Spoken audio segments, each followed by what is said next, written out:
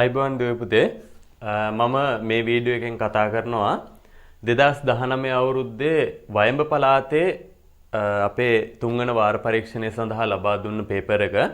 පුතේ මෙන්න මේ විදුලි කප්පාදුව ප්‍රශ්න හින්දා අපිට ඔන්ලයින් පන්තිය මම හිතන්නේ කීප දවසක් හරියාකාරව කරගන්න බැරුව ගියා.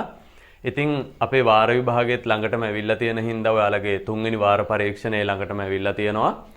ඒ හින්දා මම තීරණය කරා මේ සතියට ඔයාලට මෙන්න මේ විදිහට පේපර් එකක් සාකච්ඡා කරන්න ඔයාලත් එක්ක. ඉතින් පුතේ අපේ WhatsApp group වල මම මේ පේපර් එක ඔයාලට දාලා තියෙනවා PDF එක. ඒක download කරගෙන Tamanට හැකි විදිහට මේ තියෙන කාලයන් අරගෙන මේකට පැය 2 මිනිත්තු 30ක් ගන්න කියලා තියෙනවා. ඒ කාලය අරගෙන මේ පේපර් එකට Tamanට පුළුවන් විදිහට උත්තර සපයන්න. ඊළඟට ඔයාලට පුළුවන් මේ වීඩියෝ එක බලලා ඒකේ අඩුපාඩු ටික හදාගෙන ලකුණු දාගෙන ඒ පරණ පාඩම් ටික නැවත ආපහු චුට්ටක් මතක් කරගන්න පුළුවන්. ඉතින් මම මේ පළවෙනි වීඩියෝ එකේදී අද සාකච්ඡා කරනවා මේකේ පළවෙනි කොටසේ තියෙන කෙටි ප්‍රශ්න 20 ගැන. මම මේ කෙටි ප්‍රශ්න 20 ගැන කතා කරද්දී ඊට අදාළ අපේ පාඩම ගැන පොඩ්ඩක් මතක් කිරීමකුත් කරනවා. එහෙමනම් පුතේ අපි අපේ වැඩේට යමු. බලන්න අපිට මේ දීලා තියෙන ප්‍රශ්න පත්‍රයේ පළවෙනි ප්‍රශ්නය අපි පළවෙනි එකෙන් පටන් ගත්තාම පළවෙනි එකේ අපිට දීලා තියෙනවා 37 33 29. ඊට පස්සේ ඉඩක් තියලා තියෙනවා සංඛ්‍යා රටාවේ ඊළඟ පද දෙක ලියන්න කියලා කියනවා. බලන්න පුතේ අපිට මෙන්න මෙතන 37 33 29 කියලා සංඛ්‍යා රටාවක මුල් පද තුන අපිට දීලා තියෙනවා. ඊළඟට අපිට කියනවා මේකේ ඉතිරි පදයන් දෙකක් අපිට මේකේ ලියලා පෙන්නන්න කියලා. එමනම් පුතේ සංඛ්‍යා රටාවක් කියලා කියපුවාම ඒ සංඛ්‍යා රටාවක තියෙන විශේෂත්වය තමයි මේක යම් තැනකින් නවත්තලා තියෙනවා නම් එතනින් එහාට යෙදෙන පද ගැන අපිට හරියාකාරව නිවැරදිව කියන්න පුළුවන් වෙන්න ඕන. අන්න එහෙම සංඛ්‍යා පේලියකට අපි කියනවා සංඛ්‍යා රටාවක් කියලා. ඉතින් අපි බැලුවොත් එහෙම මෙන්න මේ සංඛ්‍යා රටාව බලන්න අඩු වෙවි යන සංඛ්‍යා රටාවක් කියන එක අපිට පළවෙනියෙන්ම පැහැදිලියි. මොකද 37න් පටන් අරන් 33 29 කිය මේක අඩු වෙවි තමයි ගෙහින් තියෙන්නේ. ඉතින් අපි බැලුවොත් එහෙම මේක කීයකින්ද අඩු වෙලා තියෙන්නේ කියලා 37න් 4ක් අඩු වෙලා තමයි 33ක් ඇවිල්ලා තියෙන්නේ. 33න් 4ක් අඩු වෙලා තමයි 29 ඇවිල්ලා තියෙන්නේ. එහෙනම් අපි දන්නවා 29න් 4ක් අඩු වුණාම 25යි. 25න් 4ක් අඩු වුණාම 21ක් එන්න ඕනේ. ඉතින් අපේ පළවෙනි ප්‍රශ්නේ කියලා තියෙන්නේ මේ සංඛ්‍යා රටාවේ ඊළඟ පද දෙක ලියන්න කියලා. ඉතින් ඔන්න අපි ඊළඟ පද දෙක ලියලා තියෙනවා. අපි බලමු පුතේ දෙවෙනි ප්‍රශ්නේ. මේක ඇත්තටම පළවෙනි එකේ එහෙම ලොකු ගැටලුවක් නෙමෙයි නේද? සංඛ්‍යා රටා කියන පාඩමෙන් අපිට තිබ්බේ. හරි. අපේ දෙවෙනි ප්‍රශ්නේ අපිට දීලා තියෙනවා වීජීය භාග දෙකක් සුළු කරන්න කියලා. මෙන්න මේ විදිහට 2යි 3න් a කියන වීජීය භාගයෙන් අඩු කරන්න කියනවා අපිට 2න් a කියන වීජීය භාගය. ඉතින් පුතේ භාග සංඛ්‍යා එකතු කරද්දී හෝ අඩු කරද්දී ඒක වීජීය භාග වුණත් සාමාන්‍ය ආකාරයේ භාග සංඛ්‍යා දෙකක් වුණත් භාග සංඛ්‍යා එකතු කරන්න හෝ අඩු කරන්න නම් එයාලගේ හරයන් සමාන වීම අනිවාර්යයි කියලා අපි ඉගෙනගෙන තියෙනවා. මේක අපි 6 වසරේ ඉඳලා ඉගෙන ගන්නවා නේද? භාග සංඛ්‍යා දෙකක් එකතු කරන්න හෝ අඩු කරන්න නම් එයාලගේ හරයන් සමාන වෙන්න ඕන කියන එක. ඉතින් අපිට මේ දීලා තියෙන ගානේ නම් හරයන් දෙක සමාන භාග සංඛ්‍යා දෙකක් දීලා තියෙනවා. ඉතින් අපිට මේකේ ආය අලුතෙන් හරයන් සමාන කිරීමක් එහෙම කිසිම දෙයක් කරන්න උවමනාවක් නැහැ. හැබැයි හරයන් අසමාන අවස්ථාවක් අපිට දුන්නොත් ඒකට අපි තුල්්‍ය භාග පාවිච්චි කරලා හරයන් සමාන කරගන්න ඕන. මං පොඩි විශේෂ උදාහරණයකුත් ඒ කියන්නේ පේපර් එකේ නැති ගානකුත් ඔයාලට පෙන්නන්නම්. මොකද මේ අවුරුද්දේ හරයන් අසමාන භාග දෙකක් අඩු කරන්න දුන්නොත් එහෙම අපි ඒක ඉගෙනගෙන තියෙන්න බෑ. ඉතින් මම මේ ගානට උත්තරය ගන්න විදිහ කියලා දීලා පොඩි විශේෂ උදාහරණයකුත් ඔයාලට පෙන්නන්නම් හරයන් අසමාන අවස්ථාවක්. බලන්න පුතේ මේ භාග දෙක ගත්තාම මේ වීජීය භාග දෙකේ හරයන් දෙක සමානයි. එහෙනම් අපිට පොදු හරය විදිහටත් ඒක ගන්න පුළුවන් 2යි කියලා. ලවයන් දෙක අපිට අඩු කරන්න තියෙනවා 3යි a ගෙන් a එකක්. එහෙනම් අපිට අවසාන උත්තරය එනවා 2න් 3යි a ගෙන් a එකක් අඩු වුණාම ඒ කියන්නේ මෙතන ඇත්තටම 1යි a එකක් තියෙන්නේ. එහෙනම් 3යි a ගෙන් 1යි a එකක් අඩු වුණාම අපිට උත්තරයක් එනවා 2යි a කියලා. මේක අපිට තවදුරටත් සුළු කරන්න පුළුවන්. මෙන්න මේ හරයේ තියෙන දෙකේ ඉලක්කමට 2 ලවයේ තියෙන දෙකේ ඉලක්කමට 2 කියලා මේක කපලා අයින් කරලා අපිට අවසාන උත්තරය A කියලා තියන්න පුළුවන්. මේක සරලම ආකාරයෙන් තියන්න ඕන. එහෙනම් අපි අවසාන උත්තරය තියනවා මේකේ A කියලා. මම අර කීව වගේ හරයන් අසමාන විශේෂ උදාහරණයකුත් මේ හා සමාන වීජීය භාගයකින් ඔයාලට පෙන්වන්නම්. මේ බලන්න පුතේ අපිට තිබ්බනම් අපි හිතමු මෙන්න මේ විදිහට 6න් 5x කියන වීජීය භාගයෙන් අඩු කරන්න ඕනේ 3යි 3න් 2x කියන කෙනා. එහෙනම් ඔන්න ඔය විදිහට අපිට මේකම හරයන් අසමාන අවස්ථාවක් දීලා තිබ්බොත් අපි පළවෙනියටම මේකේ හරයන් දෙක සමාන කරගන්න ඕනේ තුල්්‍ය භාගය ඇසුරෙන්. ඉතින් පුතේ අපිට මේක බලපුවාම පේනවා මෙන්න මේ 3 ඉලක්කම කියන මේ 3 කියන හරය අපිට 2ෙන් ගුණ කරලා 6 කරගන්න පුළුවන්. එහෙමනම් අපි පළවෙනි පියවර විදිහට මම මේක යටට හදන්නම්. පළවෙනි පියවර විදිහට 6න් 5x කියන භාග සංඛ්‍යාවට කිසිම වෙනසක් කරන්නේ නැතුව මේ විදිහටම තියලා අපේ 3න් 2x කියන භාග සංඛ්‍යාවේ හරයත් 2ෙන් ගුණ කරනවා අපි ලවයත් 2ෙන් ගුණ කරනවා. මතක් කරගන්න තුල්්‍ය භාගවල නීතිය. තුල්්‍ය භාගවලදී අපි කතා කරන නීතිය තමයි දීලා තියෙන භාග සංඛ්‍යාවට සමාන තුල්්‍ය භාගයක් ගන්න ඕන නම් එයාගේ හරය හා ලවය කියන දෙදෙනාවම එකම සංඛ්‍යාවකින් ගුණ කිරීම හෝ එකම සංඛ්‍යාවකින් බෙදීම සිද්ධ කරන්න ඕන. එහෙනම් අපි මෙතන ගුණ කරලා තුල්්‍ය භාගයක් හදා ගන්නවා. බලන්න අපිට එනවා 6න් 5x ඍණ දෙවරක් 3 6යි 2x වරක් 2 කියන්නේ 4x කියලා එනවා. එහෙනම් පොදු හරයක් විදියට අපිට 6 ගන්න පුළුවන්. 5x ගෙන් 4x එකක් අඩු කරන්න තියෙනවා අපිට ලවයේ. මම හිතනවා මෙතන පෙනෙයි ඔයාලට. එහෙනම් 6න් අපිට x කියලා උත්තරයක් එනවා මේකට. ඔන්න හරයන් අසමාන අවස්ථාවක් බැරි වෙලාවත් ඊළඟ අවස්ථාවේ විභාගෙදී අපෙන් ඇහුවොත් ඒක හදා ගන්න විදියත් මම මෙතන චුට්ටක් මතක් කරලා තියෙනවා.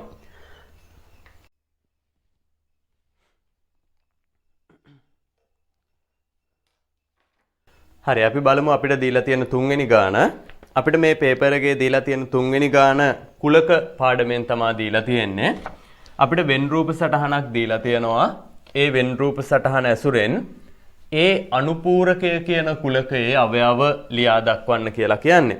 එතකොට ඒ අනුපූරකය එහෙම නැත්නම් අපි ඔකට A' කියලා කියනවා. මතකද A' කියන කුලකය අපි දැන් ගත්තොත් මෙන්න මේ විදිහට අපිට වෙන් රූප සටහනක් ඇතුලේ තුන්වෙනි ගානේ A සහ B කියලා කුලක දෙකක් අවයව සහිතව වෙන් රූප සටහන ඇතුළට දාලා දීලා තියෙනවා. මම මේක අඳුරු කරලා ගන්න හැටිත් එක්කම පොඩ්ඩක් ඔයාලට මතක් කරලා දෙන්නම්. මේ කුලකයේ A කියලා තියෙනවා. මෙයාගේ අවයව තියෙනවා මෙන්න මේ විදිහට 4 5 6 7 කියලා. ඒ වගේම B කියන කුලකයේ තියෙනවා 3 4 6 කියලා. මේ සර්වත්‍ර කුලකයේ පිටින් තව අවයව තියෙනවා 1 2 8 කියලා. දැන් පුතේ අපි මේකේ A' කුලකයේ එහෙම නැත්නම් A වල අනුපූරකය කියන කුලකයේ තමයි අවයව සහිතව ලියලා පෙන්වන්න ඕන. මතක් කරගන්න A වල අනුපූරකය එහෙම නැත්නම් යම්කිසි කුලකයක අනුපූරකය කියලා කියපුවාම ඒ කියන කුලකයට අයත් නොවන, ඒ කියන්නේ අපි සලකනු ලබන කුලකයක අනුපූරකය කියලා කියන්නේ සලකනු ලබන කුලකයට අයත් නොවන එහෙත් සර්වත්‍ර කුලකයට අයත් ඉතිරි සියලුම අවයවයන් වලට අපි කියනවා ඒ අපි සලකපු කුලකයේ අනුපූරකය කියලා.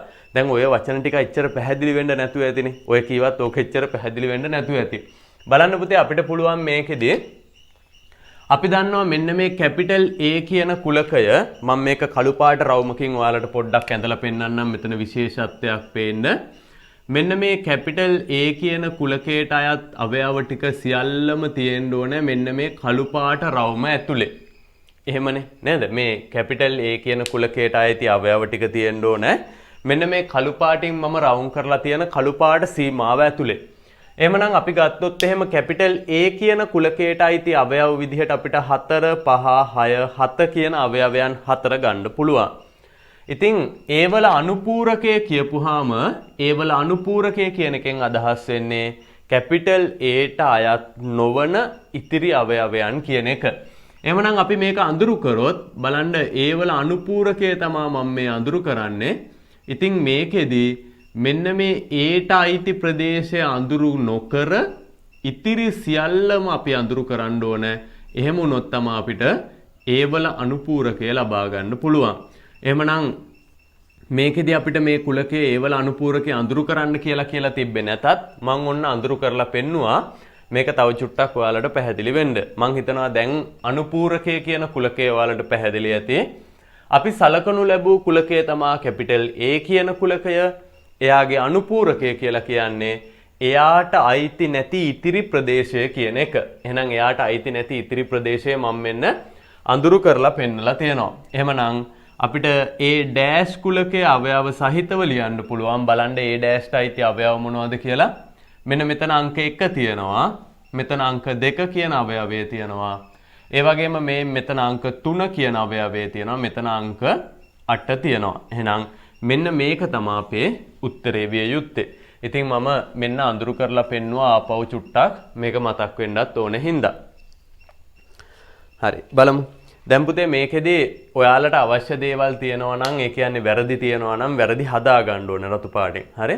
හරියට කරලා තියෙනවා නම් ඒකට හරියක් දා ගන්න ඕනේ. එතකොට වැරදි තියෙනවා නම් වැරදි හදා ගන්න ඔයාලට පුළුවන් වීඩියෝ එක පොඩ්ඩක් නතර කරලා ඒ වැරද්ද හදා ගන්න පුළුවන් නේද? බෝඩ් එකේ මම වෙලාවකට අත්‍යවශ්‍ය දේවල් ඒ කියන්නේ පරණ තීරි කොටසුත් මතක් කරලා දෙනවා සමහර ගණන් වල. දැන් අපි දෙවෙනි ගාන සාකච්ඡා කරද්දි මතකයිනේ මම අර වෙනම උදාහරණිකුත් ඔයාලට පෙන්නුවානේ හදලා. අපේ පේපර් එකේ නැති උදාහරණකුත් මම ඔයාලට හදලා පෙන්නලා තියෙනවා. ඉතින් අන්න ඒ වගේ විශේෂ අවස්ථා ලියා ගන්න ඕනේ නම් වීඩියෝ එක චුට්ටක් නතර කරලා ලියා ගමු පුතේ. මම ඒවා ලියන්න වෙලාවක් දෙන්නේ නැතුව මේක ඉස්සරහට කරගෙන යන්නම්. මොකද වීඩියෝ එක ගොඩක් දිග වුණාමත් ඔයාලට කම්මැලි බලන්න නේද? ඒ හින්දා මේක ඒ කියන්නේ ලියා ගන්න අවශ්‍ය තැනක් තියෙනවා නම් ඔයාලට පුළුවන් වීඩියෝ එක පොඩ්ඩක් නතර කරලා ඒ අවශ්‍ය කාරණා ටික ලියා ගන්න. එහෙනම් මෙතනින් ඉස්සරහට ආයේ මම ඔය කතාව කියන්නේ නැහැ. අපි දිගටම මේ විදිහට පේපර් එක සාකච්ඡා කරමු. හරි. අපි බලමු පුතේ එහෙනම් මේකේ අපේ 4 වෙනි ප්‍රශ්නය. අපිට 4 වෙනි ප්‍රශ්නය දීලා තියෙනවා වීජීය භාග කොටසක් ඇතුළත් වෙන විදිහට සරල සමීකරණයක්. අපේ සමීකරණ කියන පාඩමෙන් අපෙන් අහන ප්‍රශ්නයක් මේක. මම මෙතනදී චූටි වැදගත් කාරණාවක් කියන්න ඕනේ. ඒ තමයි මේ සමීකරණ කියන පාඩම බීජගණිතයේදී අපිට හම්බෙන ඉතාමත් වැදගත් පාඩමක්. සරල සමීකරණයක් විසඳන හැටි අපිට මෙතනින් ඉස්සරහට හම්බෙන පාඩම් ගොඩක දැන් ඔයාලට 10 11 වසරවල් වල තේරෙයි සමීකරණයක් හරියට විසඳ ගන්න බැරි නම් අපිට සෑහෙන පාඩම් ගොඩක ප්‍රශ්න ඇති වෙනවා. අන්න ඒ හින්දා පුතේ කරුණා කරලා 9 ශ්‍රේණියේ සමීකරණ පාඩම බැරි නම් හරියටම බැරි නම් තිතටම බැරි නම් ආපහු වීඩියෝ එක බලන්න. මම මතක හැටියට සමීකරණ පාඩමට වීඩියෝ දෙකක් අප්ලෝඩ් කරලා තියෙනවා channel එකේ. ඒවා බලලා සමීකරණ පාඩමේ ප්‍රශ්නයක් නැති වෙන තරමට දෙන ඕනෑම සමීකරණයක් විසඳන්න පුළුවන් වෙන තරමට ඒක ඉගෙන ගන්න ඕනේ. දැන් මෙතනදී මම ගොඩාක් ලොකු කාරණා කියන්න යන්නේ නැතුව මේක විසඳ ගන්න අවශ්‍ය කාරණා ටික විතරක් කියන්නම්. බලන්න අපිට දීලා තියෙනවා p එකතු කිරීම 6 කියලා ලවයක්, ඒ වගේම හරයක් තියෙනවා 2යි කියලා. සමාන ලකුණෙන් එහා පැත්තේ 7 කියලා සංඛ්‍යාවක් දීලා තියෙනවා. ඉතින් මේ සමීකරණයක් විසඳනවා කියන එකෙන් අදහස් වෙන දේ තමයි ඒ සමීකරණය ඇතුලේ තියෙන නොදන්නා වීජීය පදයේ වටිනාකම හොයන එක. ඉතින් මේ සමීකරණය ඇතුලේ නොදන්නා වීජීය පදයක් අපිට දීලා තියෙනවා p කියලා. අන්නේ p කියන වීජීය පදයේ වටිනාකම p සමානයි කීයද කියලා තමයි අපි හොයාගන්න ඕනේ. එහෙමනම් p සමානයි කීයද කියලා අපි හොයාගද්දී ඒ කියන්නේ p ගේ වටිනාකම හොයාගන්න නම් මෙන්න මේ p කියන කෙනා එහෙම නැත්නම් ওই වීජීය පදය සමාන ලකුණෙන් එක පැත්තක තනියෙන් තියාගන්න ඕනේ. ඉතින් අපිට පුළුවන් එහෙනම් මුලින්ම මෙන්න මේ බෙදීම 2 කියන සංඛ්‍යාව සමාන ලකුණෙන් එහා පැත්තට අරයි යන්න ගුණ කිරීම 2 කියලා. මතක තියාගන්නකො මෙන්න මෙහෙම සරලව ධන ලකුණක් සහිත පදයක් සමාන ලකුණෙන් එහා පැත්තට යද්දී ඒක ඍණ ලකුණක් සහිත පදයක් වෙනවා. ඍණ ලකුණක් සහිත පදයක් සමාන ලකුණෙන් එහා පැත්තට යද්දී ධන ලකුණක් සහිත පදයක් වෙනවා. ඒ වගේම යම්කිසි පදයක් සංඛ්‍යාවකින් බෙදිලා තියෙනවා නම් ඒක සමාන ලකුණෙන් එහා පැත්තට යද්දී ගුණ කිරීමක් විදිහට යනවා. යම්කිසි පදයක් ගුණ කිරීමක් විදිහට තියෙනවා නම් ඒක සමාන ලකුණෙන් එහා පැත්තට යද්දී බෙදීමක් වෙනවා. ඔන්න ඔය වැඩ හතර තමයි සරල සමීකරණ වල අපි දැනන් ඉන්න ඕනේ කාරණාව. එහෙමනම් මේ බලන්න p ධන 6 කියන ලවය බෙදිලා තිබ්බ දෙකෙන් මම ඒක සමාන ලකුණෙන් එහා පැත්තට දාලා තියෙනවා ಗುಣ කිරීම දෙකක් විදිහට. අපිට දැන් එනවා උත්තරයක් p-6 මේ පැත්තේ මුකුත් සුළු වෙන්න දෙයක් නැහැ. හැබැයි මේ පැත්තේ අපිට උත්තරයක් ගන්න පුළුවන් 7/2 14යි කියලා. ඊළඟට මේ p අකුර සමාන ලකුණෙන් එක පැත්තක තනි කරගන්න නම් අපි මෙන්න මේ ධන 6 කියන පදය සමාන ලකුණෙන් එහා පැත්තට දාගන්න ඕනේ. ඉතින් මම කලිනුත් මතක් කරා ධන ලකුණක් සහිත පදයක් සමාන ලකුණෙන් එහා පැත්තට යද්දී ඒක ඍණ ලකුණක් සහිත පදයක් වෙනවා. එහෙමනම් අපිට p වලට උත්තරයක් එනවා 14න් 6ක් අඩු වුනහම 8යි කියලා. මේක තමයි අපේ p සඳහා ගන්න උත්තරේ. ඒ කියන්නේ මේ තමයි මේ දීලා තිබ්බ සරල සමීකරණයේ විසඳුම කියන කෙනා.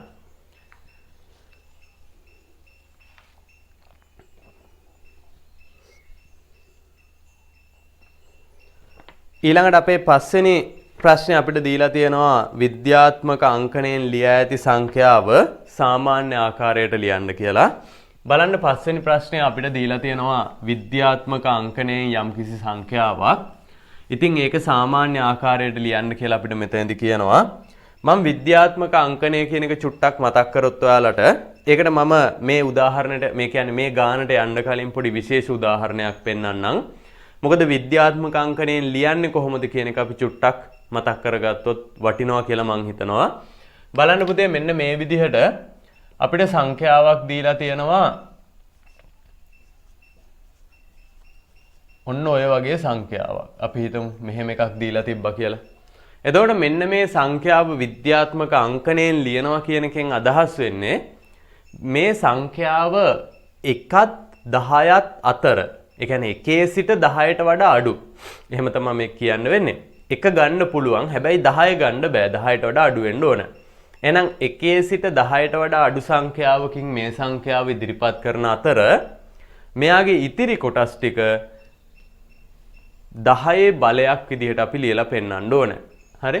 එහෙමනම් බලන්න මෙන්න මේ සංඛ්‍යාවට මම දශම තිතක් දානවා මෙන්න මෙතෙන්ට. එතකොට මට මේක එනවා 7.65යි. 0 1 2 3 4 5ක් තිබ්බ හින්දා මම මේ පහත් මෙතෙන්ට දැනට දාන්නම්. මම මේක යටට ගන්නම්. මම මෙතන 7.65යි 0.0 කියලා ගන්නවා. දැන් මේ තියෙන උඩ සංඛ්‍යාව මෙහෙම ටිකක් විශාල සංඛ්‍යාවක් තිබ්බේ. 765යි 0.5කුත් තිබ්බා. හැබැයි මම මේ සංඛ්‍යාව දැන් ලියලා තියෙනවා 7.65යි කියලා. ඒත් පුතේ මේකෙදි 7.65යි කියලා ලියපුවාම මේක ඇත්තටම තිබ්බ සංඛ්‍යාවට සමාන වෙන්න නම් බලන්න මේක අපි 10 කීයකින් ගුණ කරන්න ඕනද?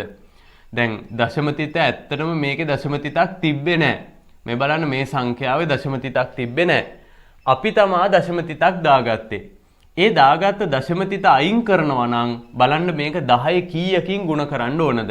මේ 1යි 2යි 3යි 4යි 5යි 6යි 7යි මේක 10 7කින් ගුණ කරන්න වෙනවා. අන්න එහෙම කරොත් තමා මේ දශම තිත ආපහු මෙතෙන්ට ඇවිල්ලා මේ තිබ්බ සංඛ්‍යාව හම්බෙන්නේ.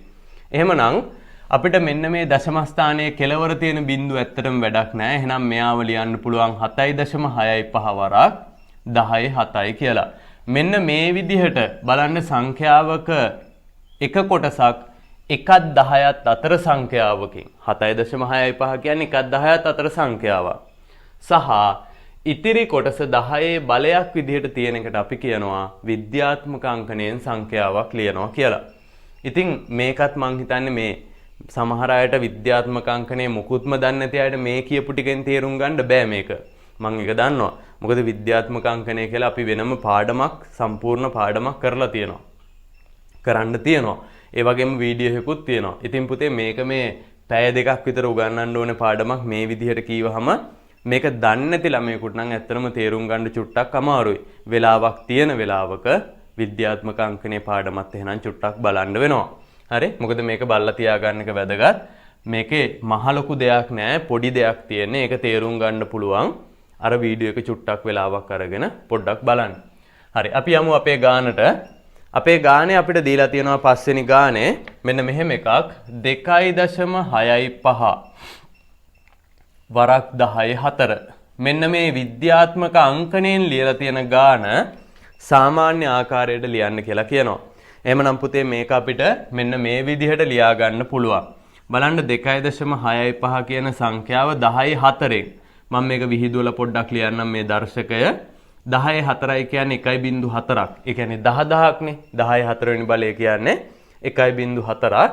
එහෙමනම් අපිට මෙන්න මේ දශම සංඛ්‍යාව ගුණ කරගන්න පුළුවන්. බලන්න 10/10න් ගුණ කරද්දී මේ දශම ස්ථානයේ 4 පාරක් ඉස්සරහට දකුණු පැත්තට යන්න ඕන.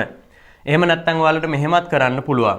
අර සාමාන්‍ය දශම සංඛ්‍යාවක් පූර්ණ සංඛ්‍යාවකින් ගුණ කරද්දී අපි හිතනවා මේකේ දශම ස්ථානේ නැතුව 265යි කියලා හිතනවා. හිතලා 10/10න් ගුණ කරනවා කියන්නේ අගට බිංදු 4ක් දාන්න ඕන. අගට බිංදු 4ක් දාලා බලන්න මේකේ දශම ස්ථාන කීයක් තියන්න ඕනද කියලා. අපේ 2.65 කියන සංඛ්‍යාවේ දශම ස්ථාන දෙකක් තිබ්බා. එහෙනම් අපි මේ සංඛ්‍යාවටත් දශම ස්ථාන දෙකක් තියෙනවා. එතකොට අපිට උත්තරයක් එනවා 2,26,500.0. ඇත්තටම ඉතින් දශම බිංදුවයි බිංදුව ඕනේ නෑනේ. එහෙනම් අපිට උත්තරයක් තියන්න පුළුවන් 26,500යි කියලා.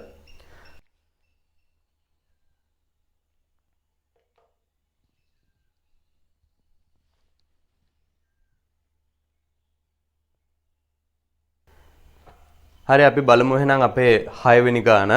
අපිට 6 වෙනි ගාන තුල්්‍ය අනුපාත වලින් ගන්න තියෙන්නේ x වල අගය හොයන්න කියලා අපිට මේ තුල්්‍ය අනුපාතයක් හදා ගන්න විදිහක් දීලා තියෙනවා.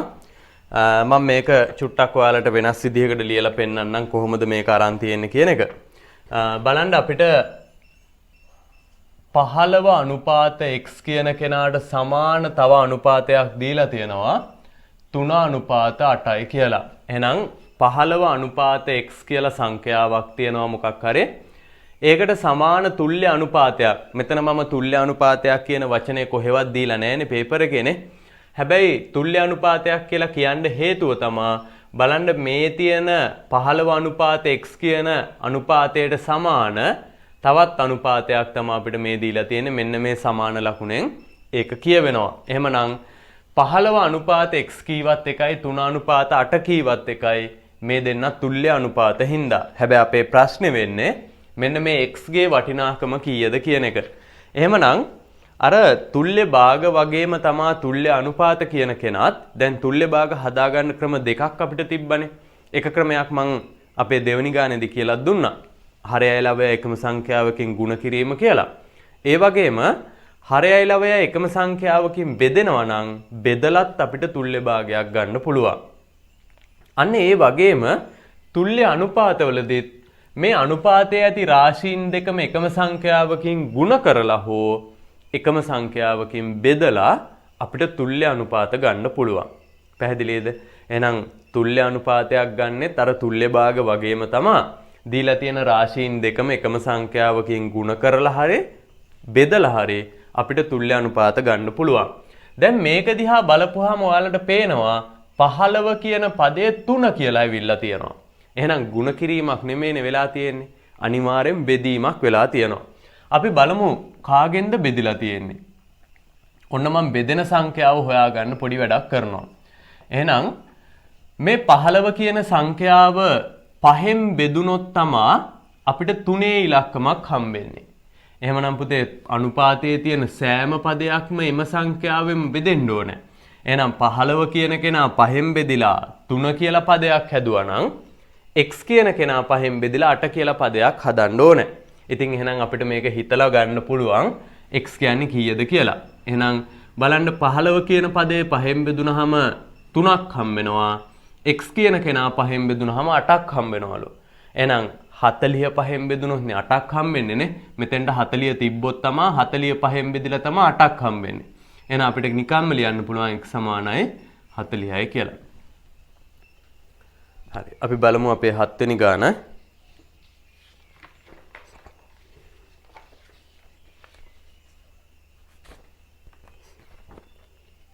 හත්වෙනි ගාන අපිට දීලා තියෙන්නේ දර්ශක. එතකොට ඒකේ ධන දර්ශක සහිතව පිළිතුර ලියන්න කියලා අපිට කියන්නේ හත්වෙනි ගානේ. මම දර්ශක පාඩමත් චුට්ටක් පොඩි දෙයක් තියෙනවා මතක් කරලා දෙන්නම්. මෙන්න මේ ධන දර්ශක සහ ඍණ දර්ශක එහෙම නැත්නම් ඍණ දර්ශකයක් ධන කරන්නේ කොහොමද කියන එක මම පොඩි මතක් කිරීමක් ඔයාලට කරලා පෙන්නන්නම්. ඒ ඔක්කොටම කලින් දර්ශකයක් කියන්නේ මොකක්ද කියන එක චුට්ටක් කියන්න වෙයි කියලා මම හිතනවා.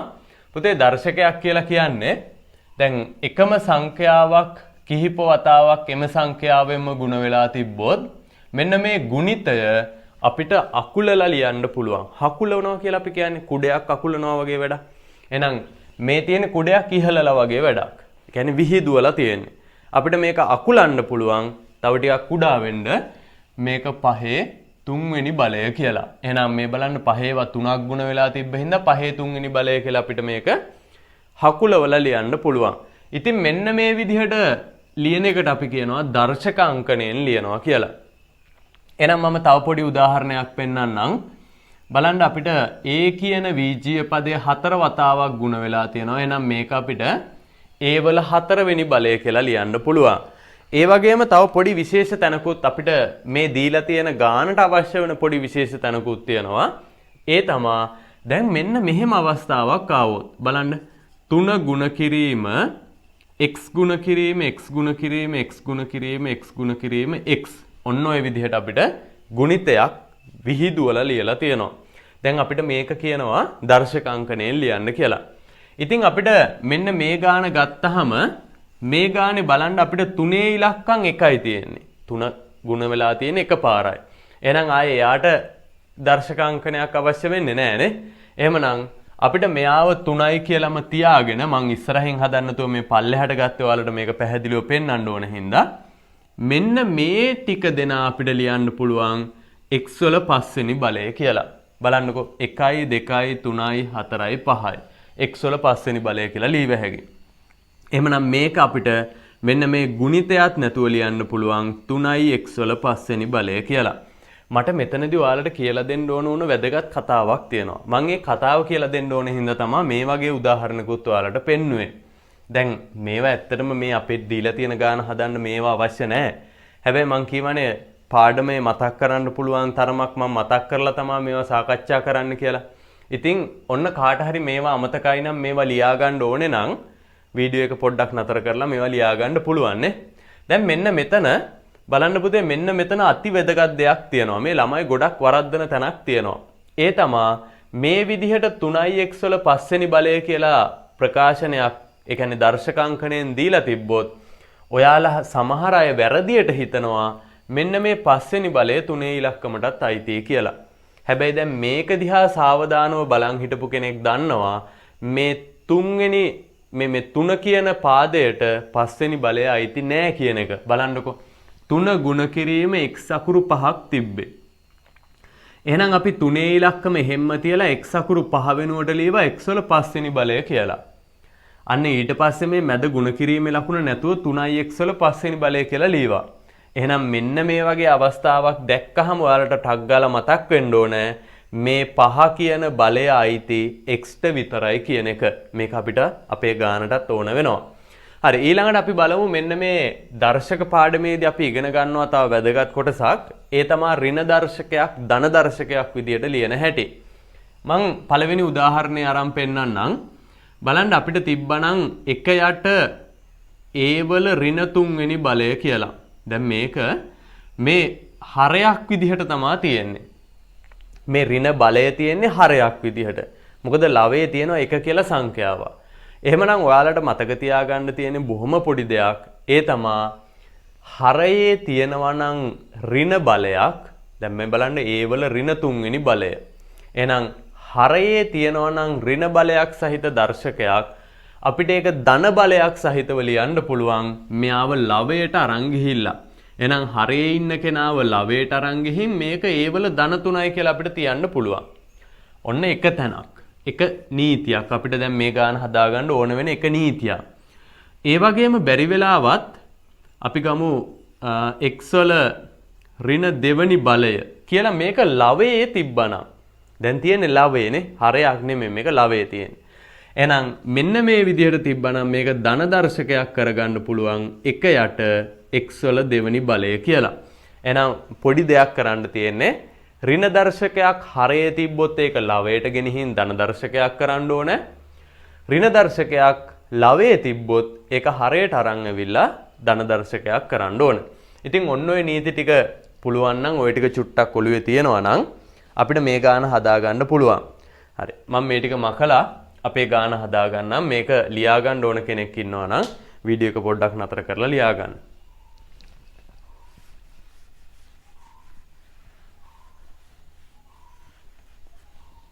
හරි. බලන්න අපේ ගාන 7 වෙනි ගාන අපිට 7 වෙනි ගානේ කියනවා මෙන්න මෙහෙම එකක් දීලා තියෙනවා 4යි a වල 3 වෙනි බලය බෙදීම 8යි a වල ඍණ 5 වෙනි බලය කියලා තියෙනවා.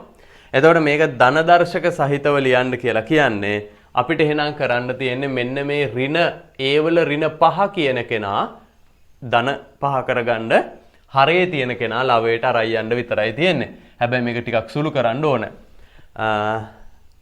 හරි අපි බලමු. දැන් මේ බලන්න.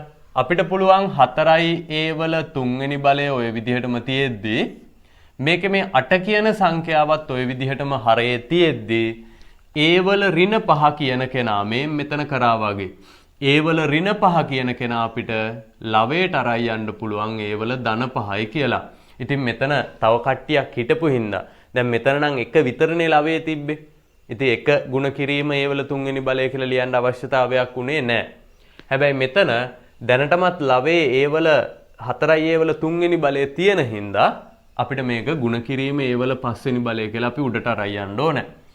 බලන්න මේක දැන් අපිට සුළු කරන්න පුළුවන්. මෙන්න මේ හරයට ලවයත් කැපෙනවා 4ට 4 ඒවා 1යි 8ට 4 ඒවා 2යි කියලා. දැන් උඩ ඉතුරු වෙනවා ඒ වල 3 වෙනි බලය වරක් ඒ වල 5 වෙනි බලය බෙදීම 2යි කියලා අපිට ඉතුරු වෙනවා. මේකත් අපිට පුළුවන් නේද පුතේ සුළු කරගන්න. ඒ වල 3 වෙනි බලය කියපුවාම ඒ අකුරු 3ක් තියෙනවා. ඒ වල 5 වෙනි බලය කියපුවාම ඒ අකුරු 5ක් තියෙනවා. එහෙනම් මෙතනදි මේ ඒ අකුරු 3යි ඒ අකුරු 5යි කියන 8 දෙනාම ಗುಣ වෙලා තියෙනවානේ. ඉතින් අපිට ඕක ලියන්න පුළුවන් ඒ වල මෙන්න මේ 3යි 5යි එකතු කරලා 8 වෙනි බලය බෙදීම 2යි කියලා. ඔන්න එහෙනම් අපි මේක ධන දර්ශකයක් සහිතව ලියලා තව චුට්ටක් සුළු කිරීමකුත් කරා. හැබැයි අපිට ගානේ කියලා නෑ සුළු කරන්න කියලා. ඒ වුණාට අපි මේක පොඩ්ඩක් සුළු කරලා තිබ්බා. ඊළඟට අපිට 8 වෙනි ගාන දීලා තියෙන්නේ ත්‍රිකෝණ හා චතුරස්‍ර. ඒ කියන්නේ ත්‍රිකෝණ පාඩමෙන් වගේ තමයි මේක දීලා තියෙන්නේ. අපි බලමු මේක කොහොමද හදන්න තියෙන්නේ. අපිට කෝණ දෙකක් A සහ B කියලා නම් කරලා දීලා තියෙනවා. ඒ දෙන්නගේ අගයන් හොයන්න කියලා තමයි අපිට මේ ගානේදී කියන්නේ. රූප සටහන අපි පොඩ්ඩක් ඇඳගමු.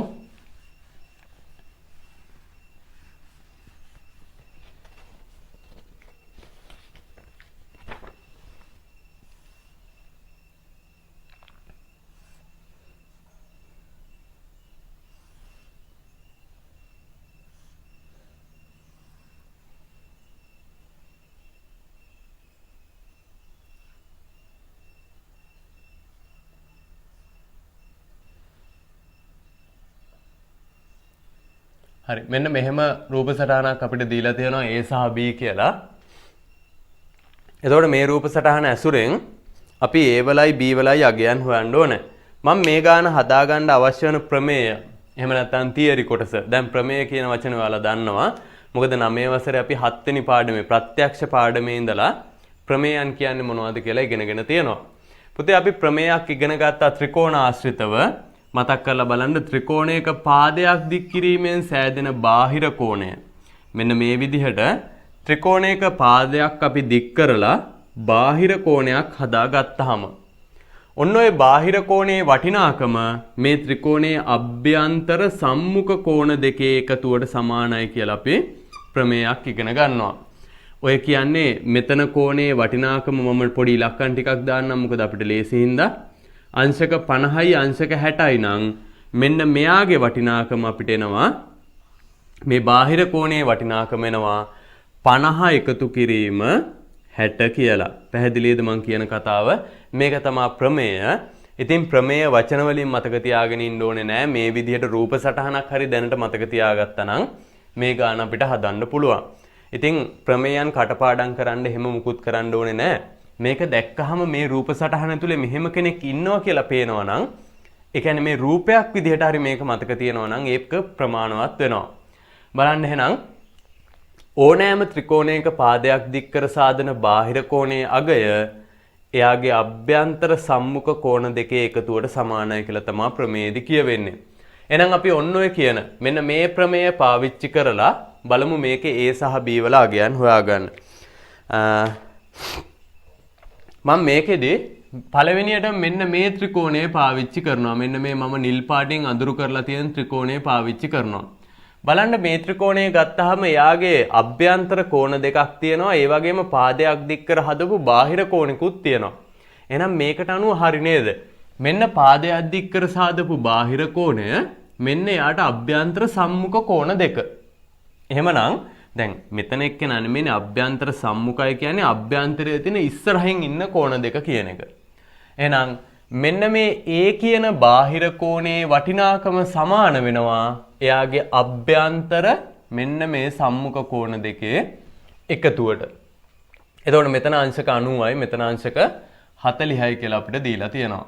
එහෙනම් ওই දෙකේ එකතුවට මේ A ගේ වටිනාකම සමාන වෙනවා අංශක 130ක් කියලා. මම හිතනවා පැහැදිලි ඇති කියලා මේ බාහිර කෝණයේ අගය මේ අභ්‍යන්තර සම්මුඛ කෝණ දෙකේ එකතුවට සමාන වුණා. ඉතින් ඒ විදිහටම මෙන්න මේ අඳුරු කරලා නැති ත්‍රිකෝණය පාවිච්චි කරලා බලන්න එයාගෙත් පාදයක් දික් කර සදපු බාහිර කෝණයක් තමයි A කියලා කියන්නේ.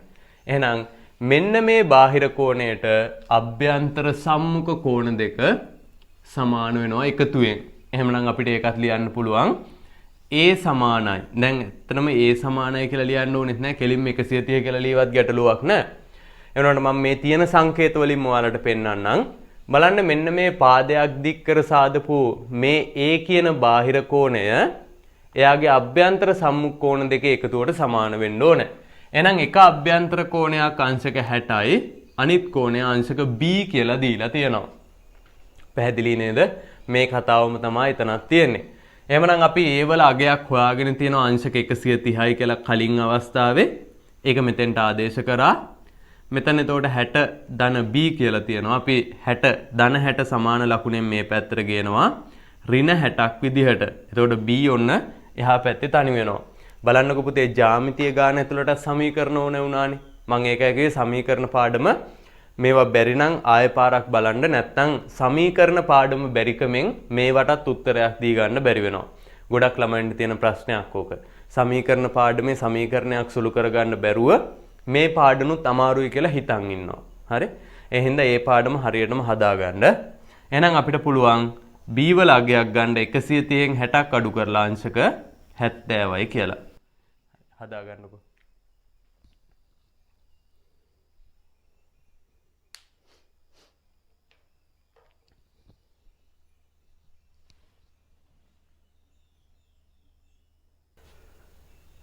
ඊළඟට අපේ 9 වෙනි ගාන ඒකේ දීලා තියෙන්නේ මේ ද්‍රව පරිමාව කියන පාඩමෙන් පොඩි ගානක් දීලා තියෙන්නේ ලීටර මිලිලීටර අතර සම්බන්ධතාවයක් හොයන්න තමයි අපිට මේකේ තියෙන්නේ. එතකොට අපිට දීලා තියෙනවා 23.05 ලීටර යන ද්‍රව ප්‍රමාණය මිලිලීටර වලින් නිවැරදිව දැක්වෙන පිළිතුර තෝරලා යටින් ඉරක් අඳින්න කියලා. බලන්න එතකොට මේකෙදි අපි දැනගන්න ඕන ප්‍රධාන කාරණාව තමයි ලීටර සහ මිලිලීටර අතර තියෙන සම්බන්ධය මොකක්ද? ඒ වගේම ලීටර වලින් දීලා තියෙන එකක් මිලිලීටර කරන්නේ කොහොමද? ඔන්න ඕක තමයි අපි බලන්න ඕන. එහෙමනම් අපි ඉස්සරෝම බලමු අපි ගාව තියෙන සම්බන්ධතාවය. අපි දන්නවා ලීටර එකක් සමානයි මිලිලීටර 1000ක් කියලා අපි දන්නවා.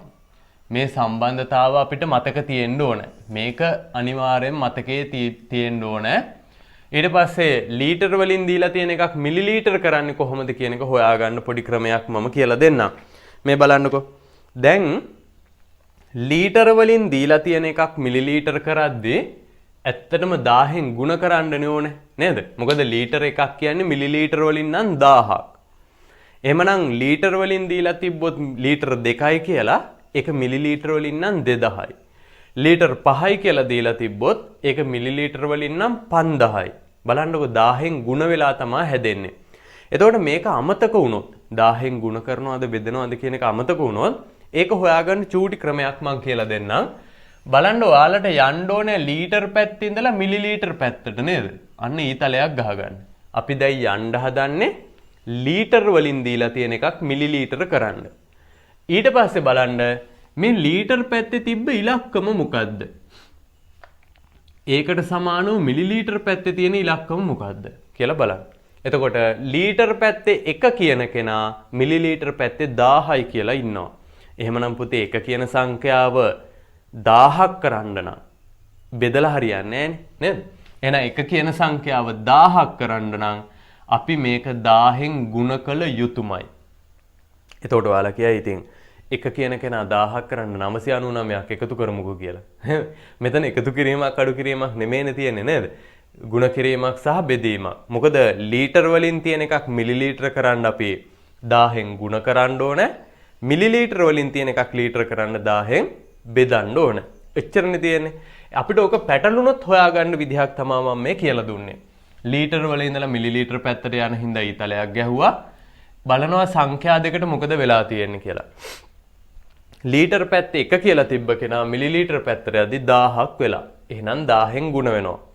හරි. දැන් එහෙනම් අපි දන්නවා ලීටර සහ මිලිලීටර අතර තියෙන සම්බන්ධයත් ලීටර වලින් දීලා තියෙන එකක් මිලිලීටර කරන්නේ කොහොමද කියන එකත් අපි දන්නවා. බලමු අපි එහෙනම්. අපිට දීලා තියෙන්නේ 23.05. මෙන්න මෙයාව මිලිලීටර කරන්න කියලා. එහෙනම් අපි මේක 23.05 1000න් ගුණ කරොත් මිලිලීටර් වෙනවා. 1000න් ගුණ කරොත් මේ අපි හොයාගත්තනේ 1000න් ගුණ කරන්න ඕන කියලා. හරි. සංඛ්‍යාවක් දශම සංඛ්‍යාවක් 1000න් ගුණ කරද්දී අපිට පුළුවන්නේ මේක 2305යි කියලා හිතලා 1000න් ගුණ කරනවා කියන්නේ අගට බිංදු 3ක් දානවා කියන එක. එහෙම නේද? ඕනෑම සංඛ්‍යාවක් 10න් ගුණ කරනවා කියන්නේ අගට බිංදුවක් එනවා. 100න් ගුණ කරනවා කියන්නේ බිංදු 2ක් එනවා. මේවා දැන් මතකයිනේ. 1000න් ගුණ කරනවා කියන්නේ අගට බිංදු 3ක් එනවා. එතකොට අපි දශම සංඛ්‍යා ගුණ කරද්දී දශම ස්ථාන හිතෙන් අයින් කරලා 2305යි කියලා හිතලා ඒක 1000න් ගුණ කරා. හැබැයි දශම ස්ථාන තියන්න ඕනේ. මේ බලන්න. මෙතන දශම ස්ථාන දෙකක් තිබ්බා. ඒ වෙනුවට අපි මේකේ දශම ස්ථාන දෙකක් අයින් කරන්න ඕනේ. එතකොට අපිට උත්තරයක් වෙනවා ඔන්න ඔහොම. ඒක මේ දශම කොටස් වල බිංදු තියෙන හින්දා අපිට ඕක අයින් කරලා ලියන්න පුළුවන් 23050.0 කියන එක 23050යි කියලා අපිට ලියන්න පුළුවන්. එහෙනම් මෙන්න මේකනේ උත්තරේ එන්න ඕනේ. බලන්න අපිට දීලා තියෙනවා රෝම ඉලක්කම 1 ලීටර් 23යි මිලිලීටර් 5යි. අපි ඒක චුට්ටකට පැත්තකින් තියමු මේ උත්තරේ හම්බෙයිද කියලා. තියෙනවනේ දෙවනියට. එහෙනම් මිලිලීටර් 23050යි කියලා අපිට රෝම ඉලක්කම 2 කියන උත්තරේ දීලා තියෙනවා. එහෙනම් ඔයාලා මේකට යටින් ඉරක් ගහලා තියෙන්න ඕනේ මෙන්න මේ රෝම ඉලක්කම 2 කියන උත්තරේට යටින්.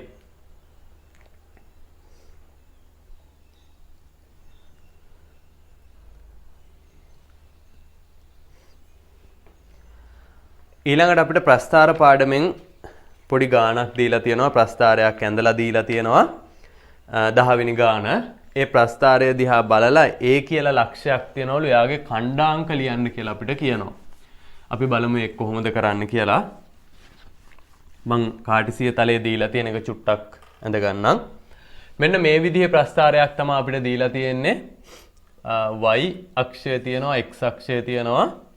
මේක මෙන්න මේ විදිහට කැපිටල් A කියන ලක්ෂයක් හරහා ගෙහින් තියනවා. අපිට කියනවා මේ සරල රේඛාවේ සමීකරණය y සමානයි 2x ධන 4 කියලා අපිට කියනවා. y සමානයි 2x ධන 4 කියලා කියනවා. දැන් මේකෙදි අපිට මතක් කරගන්න ගොඩක් දේවල් තියෙනවා ඇත්තටම. සරල රේඛීය සමීකරණය, ඒ කියන්නේ සරල රේඛීය ප්‍රස්ථාරයක් ලැබෙන සමීකරණයක් කොයි වගේද කියන එක අපිට චුට්ටක් මතක තියෙන්න ඕන. මතක් කරගන්න සරල රේඛීය ප්‍රස්ථාරයක සමීකරණය ආකෘති අපි ලියනවා y සමානයි mx ධන c කියලා. එහෙනම් අපි මේ ප්‍රස්ථාරය ගත්තොත් y සමානයි 2x ධන 4. එයා එහෙනම් y සමානයි mx ධන c කියන මෙන්න මේ ආකෘතියට අනුකූලයිනේ. y තියෙනවා, m වෙනුවට 2 තියෙනවා, x තියෙනවා, ධන c වෙනුවට ධන 4 තියෙනවා. ඒ කියන්නේ මෙයා අපිට y සමානයි mx ධන c ආකෘතියෙන් ආපු සමීකරණයක් විදියට පිළිගන්න පුළුවන්. එතකොට අපි මෙන්න මේ y සමානයි mx ධන c ආකාරයේ ප්‍රස්ථාරයක මේ mට කියනවා අනුක්‍රමණය කියලා. මෙයාට අපි කියනවා අනුක්‍රමණය කියලා. ඒ වගේම cට කියනවා අපි අන්තක්ඛණ්ඩය කියලා. දැන් බලන්න මේ අහන ප්‍රශ්නේ අපිට කියනවා මෙන්න මේක A කියන ලක්ෂ්‍ය හරහා යනවලු මෙතන ඛණ්ඩාංක කියන්න කියලා කියනවා අපිට. මේ A ගේ ඛණ්ඩාංක යුගලය ලියන්න කියලා තමයි කියන්නේ. එහෙමනම් ඔයාලට මතක තියෙන්න ඕනේ y සමානයි mx ධන c ආකාරයේ ප්‍රස්ථාරයක c කියන අන්තක්ඛණ්ඩය ප්‍රස්ථාරය මගින් ලබා ගන්නේ කොහොමද කියන එක. බලන්න පුතේ මෙන්න මේකනේ තියරිය. මෙන්න මේ c කියන අන්තක්ඛණ්ඩය අපිට හම්බෙන්නේ මේ ප්‍රස්ථාරය y අක්ෂයේ ඡේදනය කරන ස්ථානයේදී. ඕකට මම තව පොඩි උදාහරණයක් පෙන්නන්නම්. එහෙම නැත්නම් මම හිතනවා මේක ඔයාලට පොඩ්ඩක් අමාරු වෙයි තේරුම් ගන්න කියලා. මේ බලන්නකෝ. දැන් අපිට දීලා තිබ්බොත් y සමානයි 3x ඍණ 1 කියලා සමීකරණයක්. මෙන්න මේ සමීකරණයට අනුව ප්‍රස්ථාරය ඇඳපුවාම දැන් මම මේක මේ අනිත් ඔක්කොම දාන්නේ නැහැ. නිකන් කටුවට ඕන ටික විතරක් දානවා. මේකට අදාළ ප්‍රස්ථාරය ඇඳපුවාම මේ ප්‍රස්ථාරය මෙන්න මෙහෙම යන්න ඕනේ. මේ මෙතන අනිවාර්යෙන්ම ඍණ 1 හරහා මේ ප්‍රස්ථාරය ගෙහෙන් තියෙන්න ඕනේ. මොකද හේතුව මෙයාගේ අන්තක්ඛණ්ඩයේ ඍණ 1 හින්දා. එහෙනම් අන්තක්ඛණ්ඩයේ ඍණ 1 නම් එයා y අක්ෂයේ ඡේදනය කරන්න ඕනේ ඍණ 1 දී. අපි තව උදාහරණයක් ගමු. මේ බලන්න මේ කළු පාටින් මම ලියන ඕන තව උදාහරණයක්. ඍණ 5x ධන 3. එහෙනම් මෙන්න මේ y සමානයි ඍණ 5x ධන 3 කියලා සමීකරණයක් තියෙනවා නම් මෙයාගේ අන්තක්ඛණ්ඩයේ ධන 3නේ. එහෙනම් මෙයා y අක්ෂයේ ඡේදනය කරන්න ඕනේ අනිවාර්යෙන්ම ධන 3 දී. මෙන්න මෙතනගේ ධන 3ක් විය යුතුමයි. එහෙනම් මෙන්න මේ උදාහරණ දෙක දිහා බලලා ඔයාලට කියන්න පුළුවන් මෙයාගේ y අක්ෂයේ ඡේදන උනේ කොතනින්ද කියන එක. බලන්න පුතේ y සමානයි 3x ඍණ 1 කියන සමීකරණයේ ඍණ 1 නම් අන්තක්ඛණ්ඩය ඒක y අක්ෂයේ ඍණ 1 හරහා ගියා. y සමානයි ඍණ 5x ධන 3 කියන සමීකරණයේ අන්තක්ඛණ්ඩයේ ධන 3 වෙද්දී ඒ ප්‍රස්ථාරය y අක්ෂයේ ධන 3 හරහා ගියා. එහෙමනම් y සමානයි 2x ධන 4 කියන සමීකරණයේ ප්‍රස්ථාරය අනිවාර්යෙන්ම y අක්ෂයේ ධන 4 හරහා යන්න ඕනේ. එහෙනම් මෙන්න මේ a කියන්නේ y අක්ෂයේ ධන 4 කියන තැන. හැබැයි ඕක නෙමෙයි උත්තරේ. මොකද අපිට කියනවා මේ a ගේ ඛණ්ඩාංක යුගලය ලියන්න කියලා. යුගලය කියලා නැතත් ඛණ්ඩාංක කියපුවාම අපි a ගේ ඛණ්ඩාංක යුගලයම ලියන්න ඕනේ. එහෙනම් අපිට a වල ඛණ්ඩාංක යුගලය ලියන්න පුළුවන්. මෙතන බිඳුවනේ. x වල ඛණ්ඩාංකය අපි මුලින් ලියන්න ඕනේ. ඊළඟට y වල ඛණ්ඩාංකය ලියන්න ඕනේ. එහෙනම් ඔන්න ඒකත් මතක් වෙන්න මම චුට්ටක් ලීවා. එහෙනම් අපිට x වල ඛණ්ඩාංකය 0යි y වල ඛණ්ඩාංකය 4යි. ඔන්න එහෙනම් a ගේ ඛණ්ඩාංකය.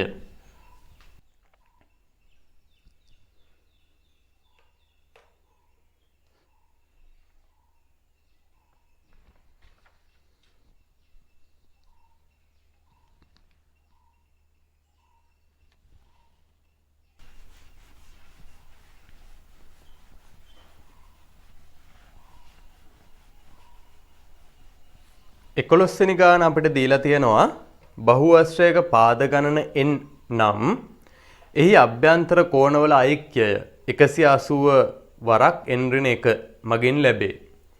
එහෙනම් දැන් අපිට මේ කියන්නේ බහුවස්ත්‍රයකට පාද n ගණනක් තියෙනවා නම් දැන් ඔක්කොටම කලින් බහුවස්ත්‍රය කියන්නේ මොකද්ද? බහුවස්ත්‍රයක් කියලා කියන්නේ සරල රේඛීය පාද කොටස් වලින් වට වෙච්ච, ඒ කියන්නේ සංවෘත වෙච්ච තල රූපයකට අපි බහුවස්ත්‍රයක් කියලා කියනවා. එහෙනම් අපිට හම්බෙන පාද ගණන අඩුම බහුවස්ත්‍රය තමයි ත්‍රිකෝණය.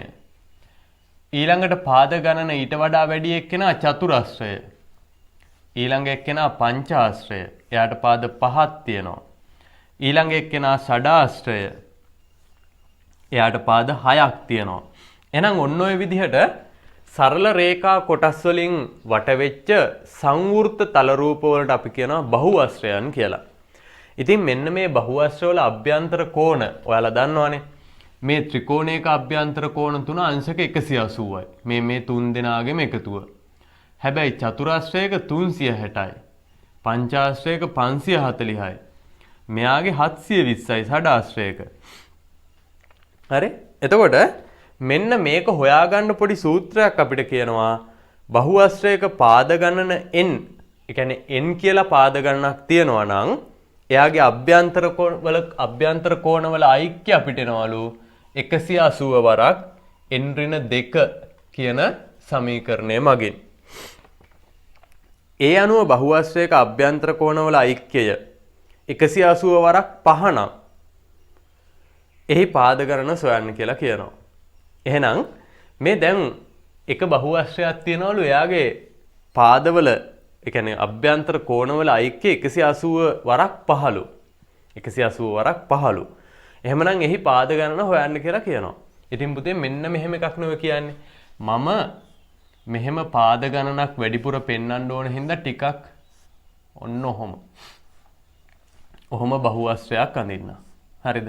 දැන් මේක සංවෘතයි. හැබැයි මම මෙතන සම්බන්ධ කරන්නේ නැත්තේ පාද ගණන n. තව ගොඩක් පාද තියෙන හින්දා. අපි දන්නේ නැති හින්දා. දැන් මෙන්න මේ පාද ගණන n වෙච්ච බහුවස්ත්‍රයක අභ්‍යන්තර කෝණත් n ගණනක් තියෙනවනේ. බලන්නකෝ. පාද ගණන 3ක් වෙච්ච කෙනාගේ අභ්‍යන්තර කෝණ 3ක් තිබ්බා. පාද ගණන 4ක් වෙච්ච කෙනාට අභ්‍යන්තර කෝණ 4ක් තියෙනවා. එහෙනම් පාද ගණන 10ක් වෙන කෙනෙකුට අභ්‍යන්තර කෝණ 10ක් තියෙනවා. පාද ගණන n වෙන බහුවස්ත්‍රයකට අභ්‍යන්තර කෝණ n ගාණක් තියෙනවා. ඉතින් මෙන්න මේ අභ්‍යන්තර කෝණ n ගාණේ වටිනාකම අපිට හොයන්න පුළුවන්ලු 180 වරක් n ඍණ 2 කියන සමීකරණයෙන්. ඉතින් මෙන්න මෙයාගේ අභ්‍යන්තර කෝණවල වටිනාකම අපිට කියනවා 180 වරක් 15. එතකොට ඔයාලා බලනවා ඉතින් ඇයි ඉතින් 185න් ගුණ කරලා කියන්නේ නැතුව මෙහෙම දුන්නේ කියලා. මේක ඇත්තටම අපිට සුළු කරගන්න ලේසි වෙන්න. ඔහොම දීලා තියෙන්නේ. එහෙනම් මෙන්න මේ පාද ගණන n ගණනක් වෙච්ච බහුවස්ත්‍රයේ අභ්‍යන්තර කෝණ ටික ඔක්කොම එකතු කරපුවාම එනවලු 180 වරක් 5. ඒ කියන්නේ ඇත්තටම අංශක 900ක්. අංශක 900ක් එනවලු. අපෙන් අහනවා පාද ගාන කීයද කියලා. ඒ කියන්නේ මේ n කීයද කියලා අහන්නේ. මේ සූත්‍රයෙන් අපිට අභ්‍යන්තර කෝණවල ඓක්‍ය හම්බෙනවා. මෙන්න අභ්‍යන්තර කෝණවල ඓක්‍ය අපිට දීලා තියෙනවා 180 වරක් 5 කියලා. මං හරි නේද? මේ සූත්‍රයෙන් ඕනෑම n ගණනක් පාද n ගණනක් තියෙන බහුවස්ත්‍රයක අභ්‍යන්තර කෝණවල එකතුව හොයන්න පුළුවන්. ඉතින් අපිට එකතුව දීලා තියෙනවා 900යි කියලා. හැබැයි ඒක 900යි කියලා නෙමෙයි දීලා තියෙන්නේ. 180 වරක් 5 කියලා දීලා තියෙන්නේ. මෙතනින් සමහර ළමයි අවුල් යනවා. ඇයි දැන් මෙහෙම කියවනම් පාද n ගණනක් ඇති බහුවස්ත්‍රයක අභ්‍යන්තර කෝණවල ඓක්‍ය අංශක 900යි කියලා කියවනම් හරි අවුලක් නැහැ. හැබැයි 180 වරක් 5 කියපුවම අවුල්. ඒකට අවුල් වෙන්න එපා නේද? 180 වරක් 5 කියන්නේ 900නේ. ඉතින් අවුලක් ගන්න එපා. එහෙනම් අපිට ඒක දීලා තියෙනවා අභ්‍යන්තර කෝණවල එකතුව 180 වරක් 5යි කියලා. මෙන්න එකතුව හොයන සමීකරණය. එහෙනම් එකතුව හොයන සමීකරණ මේකට සමාන වෙන්න එපා. දැන් අපි මේක විසඳලා n කියන්නේ කීයද කියලා හොයාගමු. එතකොට අපිට පුළුවන් මේකේ දෙපැත්තම 180ෙන් බෙදන්න. ඇත්තටම ඔන්න ඕක කොහොම ලේසියෙන් බෙදලා ගන්න තමයි ඔයාලට ඔය 180 වරක් 5 කියලා දීලා තියෙන්නේ. එහෙනම් n ඍණ 2 සමානයි මේ පැත්ත ඉතුරු වෙනවා 5යි කියලා. ඍණ 2 සමාන ලකුණෙන් එහා පැත්තට යනවා ධන 2ක් කියලා. n සමානයි එහෙනම් 7යි. ඇත්තනේ කතාව. මේ බලන්නකෝ. මං කියවා පාද 6ක් තියෙන එක අභ්‍යන්තර කෝණවල එකතුව 720යි කියලා. එහෙනම් 7ක් තියෙන කෙනෙකුට තව 180ක් එකතු වෙනවා. එහෙනම් 720ට 180ක් එකතු වුනහම 900යි. හරිනේ ඉතින්. එහෙනම් පාද ගණන 7ක් තියෙන කෙනෙක් ගැන තමයි මේ කියලා තියෙන්නේ. එහෙනම් අපිට එනවා n සමානයි 7යි කියලා. ඔය 11 වෙනි ගානට උත්තරේ.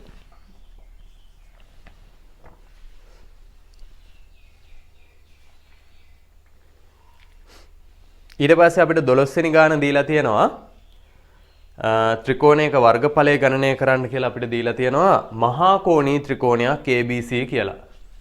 අන්තලා බලමු අපි. මේකේ අපිට ලම්බූස ගන්න මෙන්න මේ කඩේරි ටිකත් අපිට ඇඳලා දීලා තියෙනවා.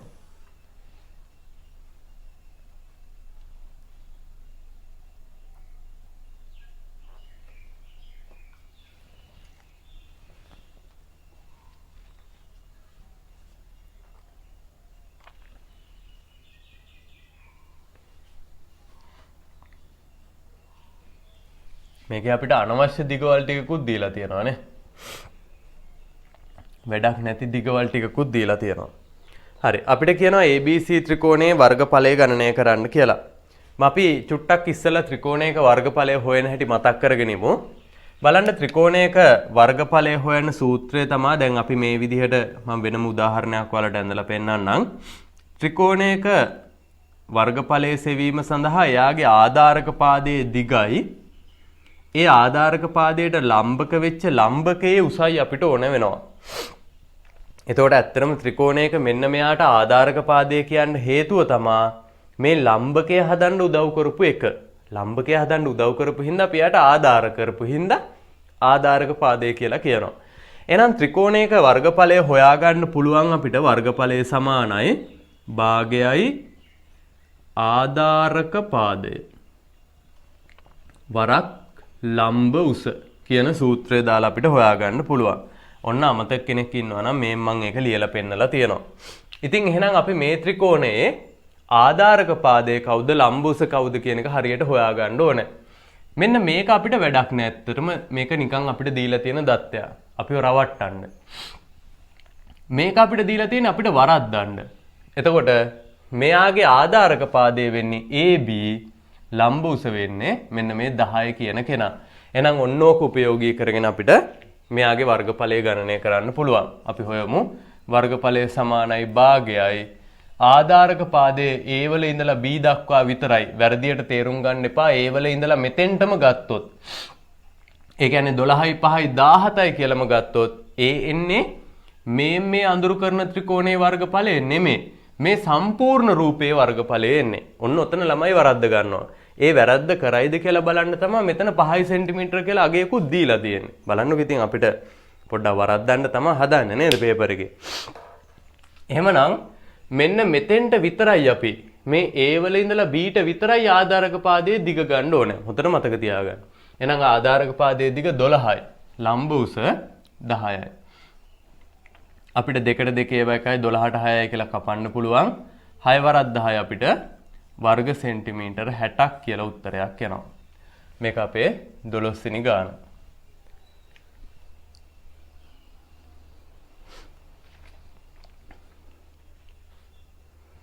ඊළඟට 13 වෙනි ගාන ටිකක් අමුතු ගානක් දීලා තියෙනවා. මෙතනත් මේ කට්ටිය කරන වැරද්දක් අල්ලගන්න තමයි මේ 13 වෙනි ගානක් දීලා තියෙන්නේ.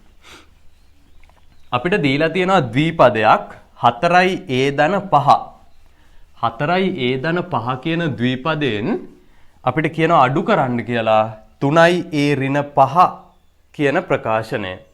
එතකොට මම මෙයාට ද්විපදයක් කියන්න හේතුව මේකේ පද දෙකක් තියෙනවා. 4a කියලා එකයි ධන 5 කියලා එකයි.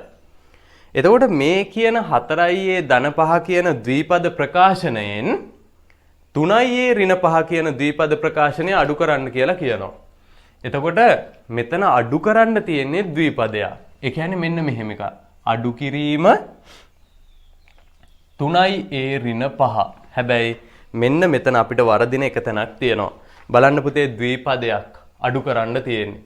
එතකොට අපි මෙතෙන්ට අනිවාර්යයෙන්ම වරහනක් දාන්න ඕනේ. ඔන්න ඔය වරහන දාන්න අමතක වුණොත් මේ ලැබෙන පිළිතුර හාත්පසින්ම වෙනස් පිළිතුරක් වෙනවා. බලන්න මේක හරියට මේ දීලා තියෙන ප්‍රකාශනයෙන් පද දෙකක් අඩු කරන්නනේ තියෙන්නේ. අපි මේ වරහන නොදා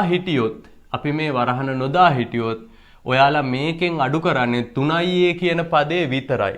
හැබැයි එහෙම බෑ. අනිවාර්යයෙන්ම ඍණ 5 කියන කෙනත් අඩු වෙන්න ඕනේ. එහෙනම් ඔයාලා මෙතනදී විශේෂයෙන්ම මතක තියාගන්න යම් කෙනෙක්ගෙන් දැන් මෙතන ඇත්තනම් පද දෙකක් නෙමෙයි එකක් තිබ්බත් ඕක ගැටලුවක් නෑ. හැබැයි මෙතන දෙකක් තියෙනවා නම් ඒ කියන්නේ මෙතන එකකට වඩා වැඩි ගාණක් තියෙනවා නම් අඩු වෙන කෙනා පද දෙකකට වඩා වැඩි ගාණක් තියෙනවා නම් ඒක වරහණක් සහිතව අඩු කරන්න මතක තියාගන්න. මේක අපිට ගොඩක් තැන්වලදී වමනා වෙනවා. ගොඩක් තැන්වලදී ඔයාලට ගාණ වරද්දගෙනත් ඇති මේ වරහණ අමතක වීම හින්දා. එහෙනම් අද ඉඳලා මතක තියාගන්න පද දෙකකට වඩා වැඩි ප්‍රමාණයක් තියෙන ප්‍රකාශනයක් අඩු කරන්න තියෙනවා නම් ඒකට අපි වරහණක් අනිවාර්යෙන් යෙදිය යුතුයි. අපි මේක සුළු කරමු. 4a ධන 5 හැමමයි ඍණයි ධනයි. මොකද 3a කියන්නේ ධන. එහෙනම් ඍණයි ධනයි ගුණ වෙලා ධන 3a ඍණයි ධනයි ගුණ වෙලා ඍණ 3a හැදෙනවා. ඊළඟට මෙතන 5 කියලා එකක් තියෙනවා. හැබැයි ඍණයි ගුණ වෙලා ධන 5 කියලා කෙනෙක් හැදෙනවා.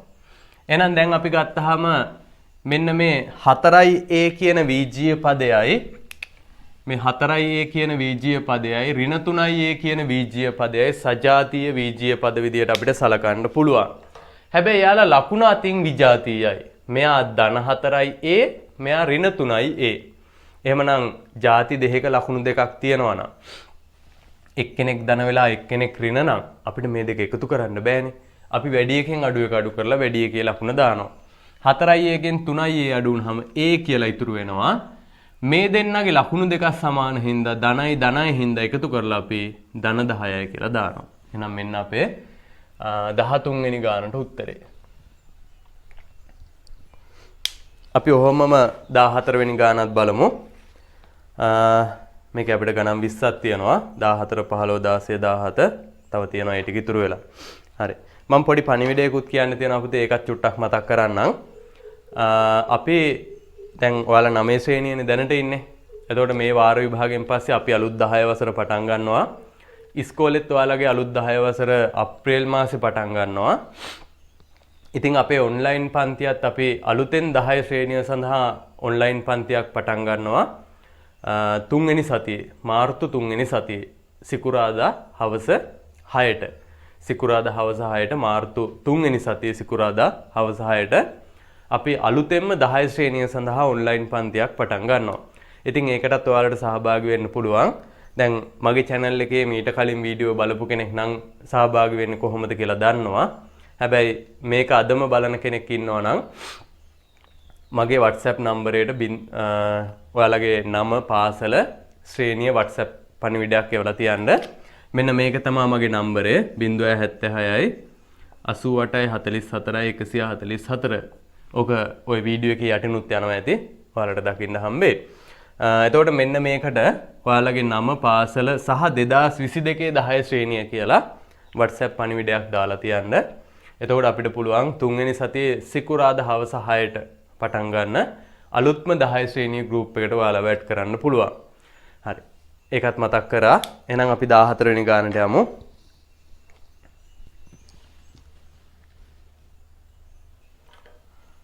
14 වෙනි ගාන අපිට දීලා තියෙන්නේ දත්ත නිරූපණය හා අර්ථකථනය කියන පාඩමෙන්. එතකොට මේකේ සමූහිත දත්ත ව්‍යාප්තියක්.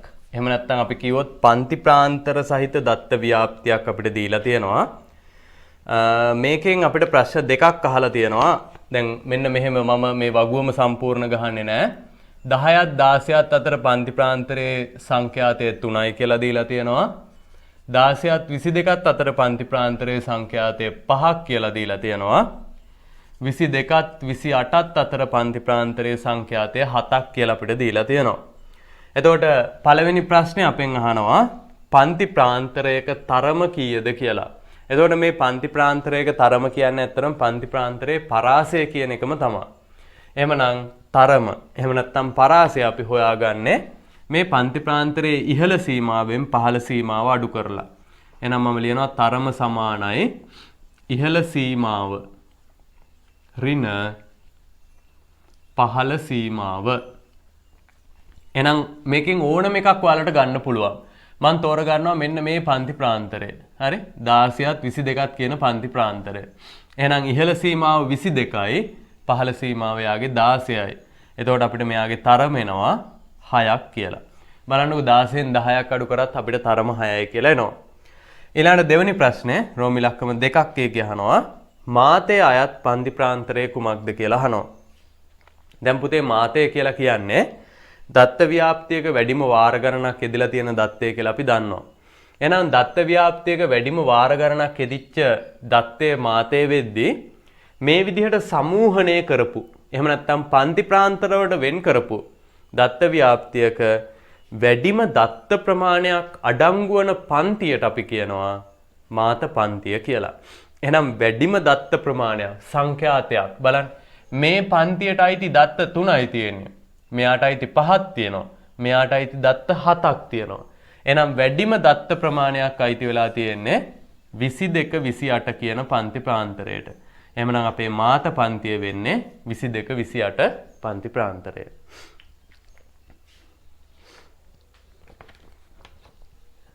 පළවෙනි ගානේ අපිට දීලා තියෙනවා රූප සටහන් 4ක්. දීලා අපිට කියනවා පහත දැක්වෙන රූප අතරින් සමාන්තර රේඛා යුගලයක් දැක්වෙන රූප තෝරා යටින් ඉරක් අඳින්න කියලා කියනවා.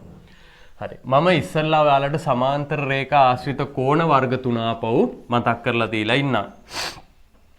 සමාන්තර රේඛා ආශ්‍රිත කෝණ වර්ග තුනක් අපි ඉගෙන ගත්තා. මතක් කරගන්න එකක් ඒකාන්තර කෝණ. ඒකාන්තර කෝණ. ඒකාන්තර කෝණ කියලා කියුවේ අපි Z හැඩයක් තියෙන කෝණවලට. එතකොට දැන් මේ දෙන්න සමාන්තර රේඛා වෙද්දී මෙන්න මෙතන Z හැඩයක් හැදෙනවා මේ බලන්න. මම ඒක වෙන පාටකින් චුට්ටක් ඇඳලා පෙන්නන්න. මෙන්න මෙතන Z අකුරක හැඩයක් නිර්මාණය වෙනවා. ඉතින් මෙන්න මේ Z අකුරක හැඩයෙන් හැදෙන කෝණවලට අපි කියනවා ඒකාන්තර කෝණ කියලා.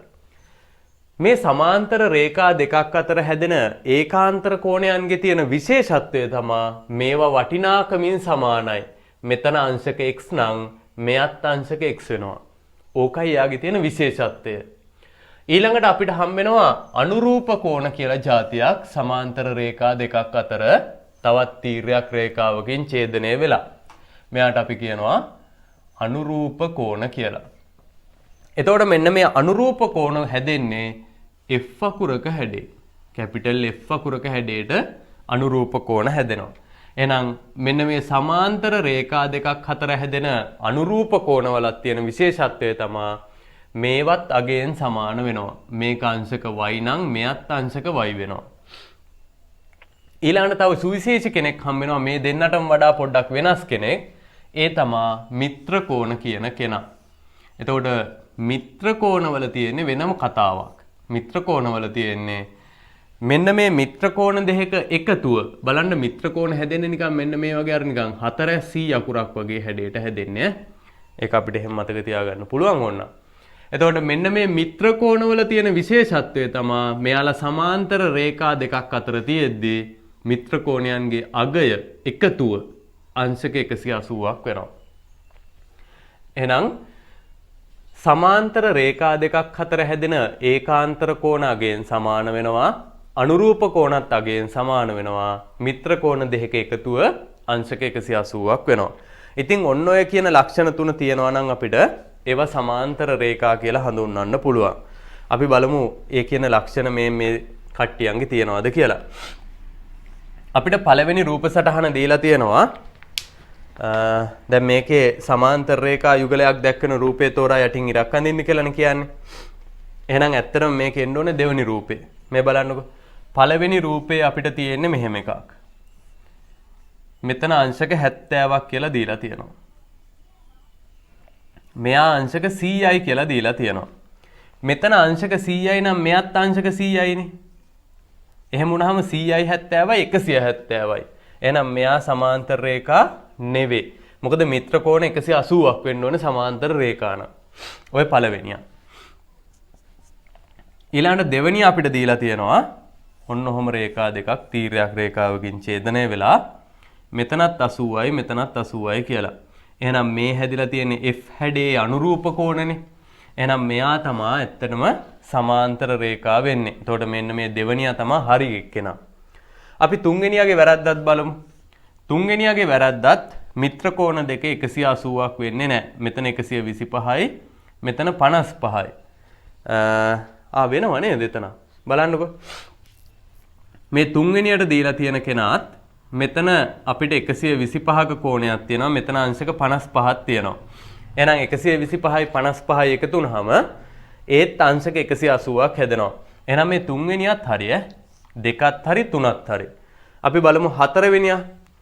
හතරවෙනියා ගත්තාම හතරවෙනියාගේ ඇත්තටම දත්ත ප්‍රමාණවත් නැහැ. මේ මෙතන 80යි මෙතන 100යි කියලා දීලා තියෙනවා. නමුත් මේ පැත්තේ හැදෙන කෝණ ගැන මොකුත් අදහසක් දීලා නැහැ. එහෙනම් අපිට මේ හතරවෙනියාගේ දත්ත ප්‍රමාණවත් නැහැ. මේක සමාන්තර රේඛා වෙනවද නැද්ද කියලා කියන්න. එහෙනම් අපේ උත්තර විදිහට එන්න ඕන මෙන්න මේ 15 වෙනි ගානේ දෙවෙනි රූප සටහන හරේ. මොකද ඒක අනුරූප කෝණ අනුව සමාන්තර රේඛා දෙකක් වෙනවා. ඊළඟට තුන්වෙනියත් හරේ. මොකද ඒක මිත්‍ර කෝණ අනුව සමාන්තර රේඛා දෙකක් වෙනවා. හරි. ওই දෙක තමයි උත්තරේ විදිහට එන්න ඕනේ.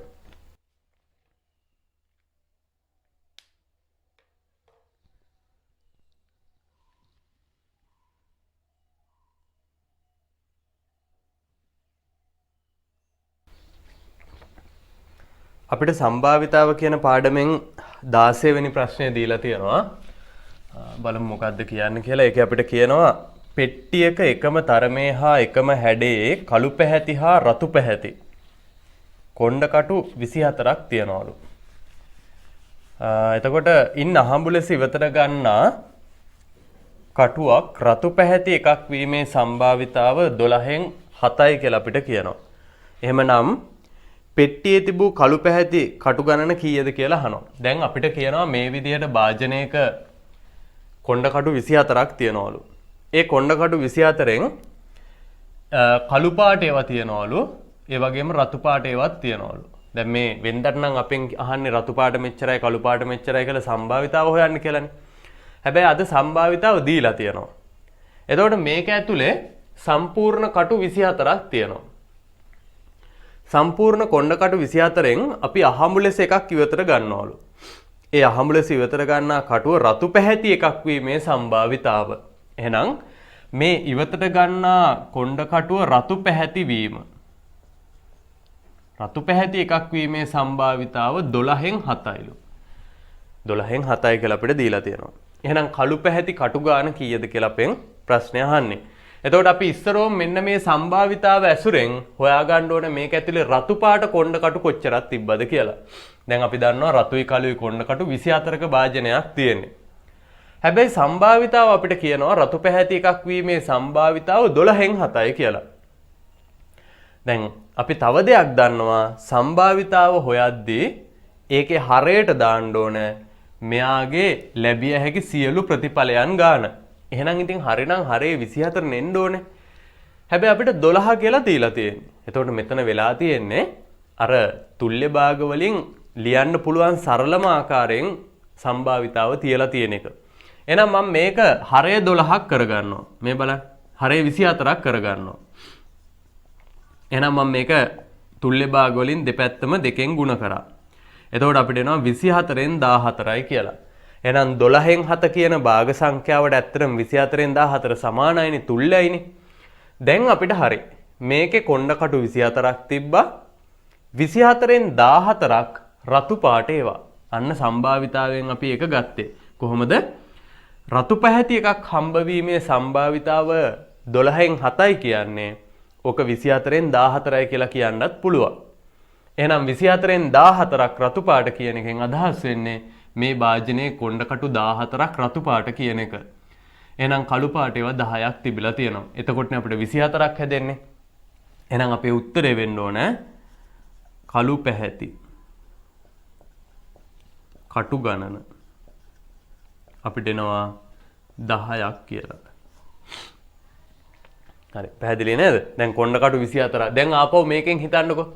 රතු පාට 14යි කළු පාට 10යි තියෙන භාජනයකින් ඔයාලට අහඹු ලෙස කොණ්ඩ කට්ටක් ගන්න කියනවා. ඒ ගන්න කෙනා රතු පාට එකක් වීමේ සම්භාවිතාව හොයන්න කියනවා.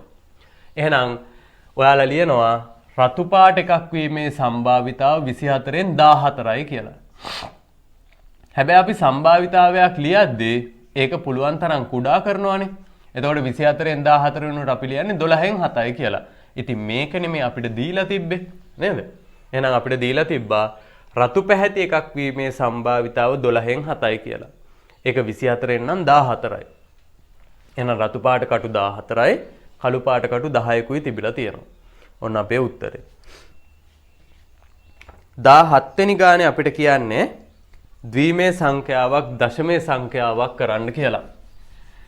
මං හිතනවා අපේ පාඩම දෙවනි පාඩම නේද? 9 ශ්‍රේණියේ. අපි ඔන්ලයින් පන්තියේදී පළවෙනි වාරේ පාඩම් ටික ඔක්කොම කරා. ඒ හින්දා ඔන්ලයින් පන්තියේ මුල ඉඳලා හිටපු අයට නම් මේ ප්‍රශ්නේ පුළුවන් ඇති. ඒ කියන්නේ මතක තියෙන්න ඕන නේද? මොකද අපි පළවෙනි වාරේ පාඩම් ටිකත් Zoom වලදී කරපු හින්දා. දෙවනි වාරේ ටික YouTube එකේ තියෙන හින්දා. එහෙනම් මේ විදිහට අපිට දීලා තියෙනවා 1.1.1 කියන සංඛ්‍යාව දශමයේ සංඛ්‍යාවක් කරන්න කියලා. දැන් මේක දෙකේ පාදයේනේ තියෙන්නේ. මේක 10 පාදයෙන් හදන්න කියනවා. එහෙනම් අපි මේකෙදි ඉස්සරෝම කරේ මෙයාගේ ස්ථානීය අගයන් දෙනවානේ. දෙකේ බිඳුව මෙතන දෙකේ 1 මෙයා දෙකේ 2 මෙයාට අපි දෙනවා දෙකේ 3 මෙයාට අපි අගයක් දෙනවා දෙකේ 4 කියලා. හරි. පැහැදිලි නේද? පළවෙනියටම පටන් ගන්න තැන අපි 2 බිඳුව කියලා දෙන්න ස්ථානීය අගය 2 1 2 2 2 3 2 4. හරි. දැන් අපි බලමු අගයන් ටික දාලා. 2 බිඳුව කියපුවාම ඕනෑම එකක බිඳුවෙනි බලය 1යි. හොඳට මතක තියාගන්න 1යි. මෙතන එනවා 2 දෙවෙනි බලය කියන්නේ 2 පළවෙනි බලය කියන්නේ 2යි. 2 දෙවෙනි බලය කියන්නේ 4යි. 2 තුන්වෙනි බලය කියන්නේ 8යි. 2 හතරවෙනි බලය කියන්නේ 16යි. 2 වරක් 2 4යි 4 වරක් 2 8යි 8 වරක් 2 16යි. දැන් අපිට බලන්න පුළුවන් බලන්න 2 බිඳුවේව නැහැ. මෙතන බිඳුවයි. එහෙනම් 2 බිඳුවේව මොකුත් නැහැ. මේක අපිට වැඩක් නැහැ. 2 2වත් මොකුත් නැහැ. එහෙනම් අපිට මේකත් වැඩක් නැහැ. අපිට වැඩක් තියෙන්නේ 2 පළවෙනි බලය 1යි 2 තුන්වෙනි බලය 1යි 2 හතරවෙනි බලය 1යි. එහෙනම් 2 පළවෙනි බලය කියන්නේ 2යි. එහෙනම් එතන උත්තරයක් අපිට ගන්න පුළුවන් 2යි කියලා. 2 තුන්වෙනි බලයවත් තියෙනවා. එහෙනම් 2 තුන්වෙනි බලය කියන්නේ 8යි. 2 හතරවෙනි බලයක් තියෙනවා. ඒ කියන්නේ 16යි. පැහැදිලිද මම කරපු හැටි? මෙන්න මේ බිඳුව තියෙන ස්ථානවල අගයන් අපිට අරගෙන වැඩක් නැහැ. මොකද 2 බිඳුවේව එකක්වත් නැහැ. ඒ කියන්නේ එක්වරක් බිඳුව බිඳුවයිනේ. එහෙනම් මම එතන මේක අයින් කරා. 2 දෙවෙනි ඒවත් එකක්වත් නැහැ බිඳුවයි. එහෙනම් එතනත් අපිට වැඩක් නැහැ. හැබැයි 2 පළවෙනි බලයේව එකක් තියෙනවා. ඒ කියන්නේ 2 1යි කියන්නේ 2යි. 2 තුන්වෙනි බලයේව එකක් තියෙනවා. ඒ කියන්නේ 2 තුන්වෙනි බලය කියන්නේ 8යි. 2 හතරවෙනි බලය කියන්නේ 16යි. එහෙනම් මේක දශමයේ සංඛ්‍යාවක් විදිහට අපිට එනවා. 2යි 8යි 10යි 10යි 6යි 16යි එකක් ඉතුරුයි 26යි කියලා අපිට උත්තරයක් එනවා. ඔන්න අපිට මේ දීලා තිබ්බ ද්විමේ සංඛ්‍යාව දශමය කරපුවාම 26යි කියලා උත්තරයක් එන්න ඕනේ.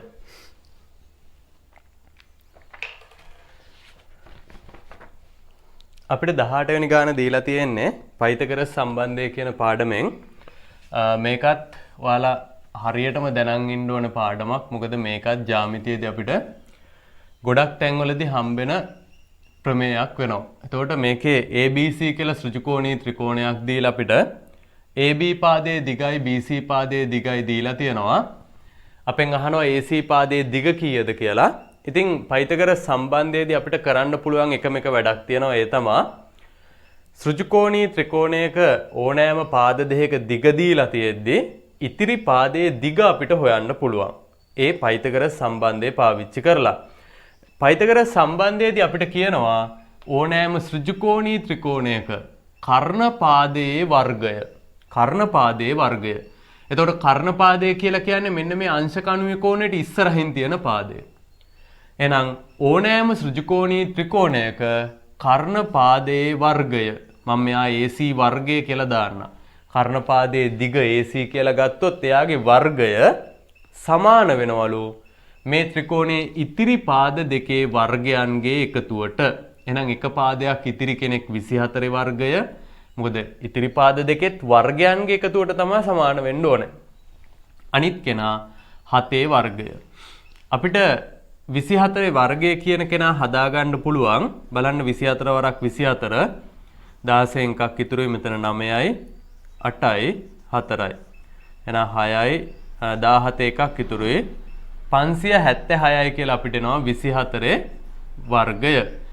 7 වර්ගය අපිට එනවා 7 7 49යි කියලා. මේ දෙන්න එකතු කරපුවාම බලමු 6යි 9යි 15 එකක් ඉතුරුයි.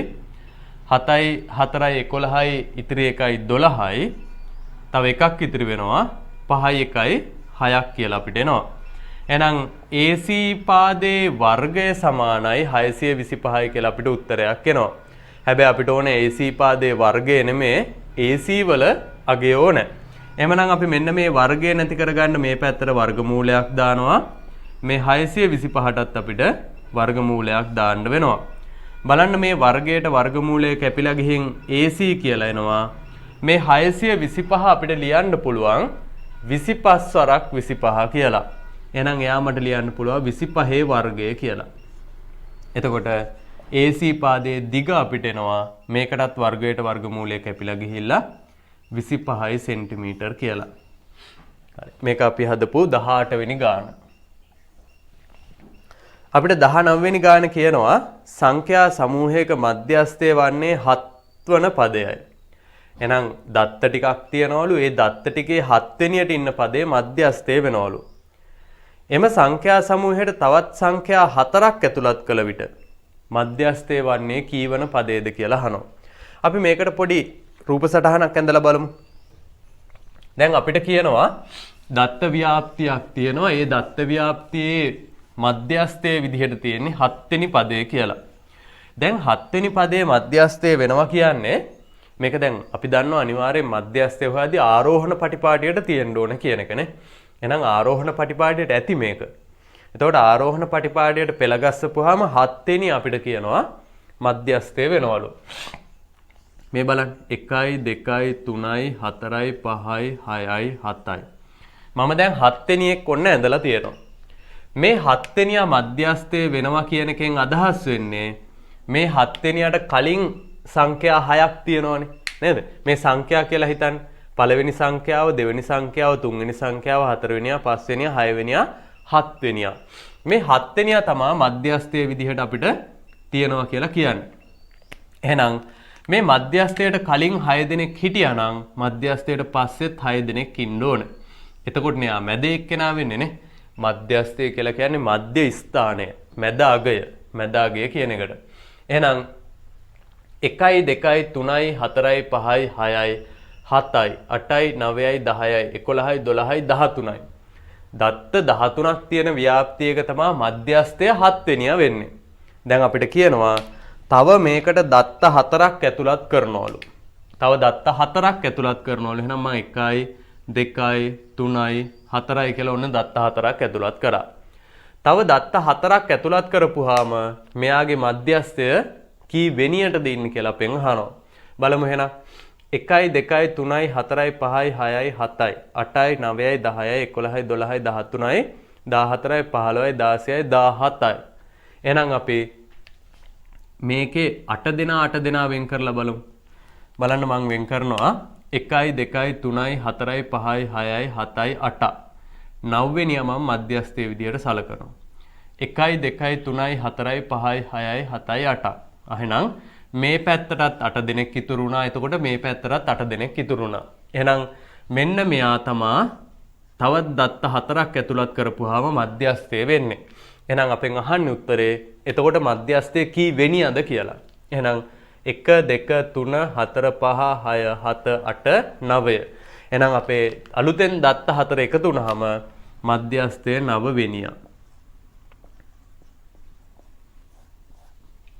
හරි පැහැදිලි නේද? මධ්‍යස්ථය කියන්නේ මැද කෙනානේ, මැද ස්ථානේ.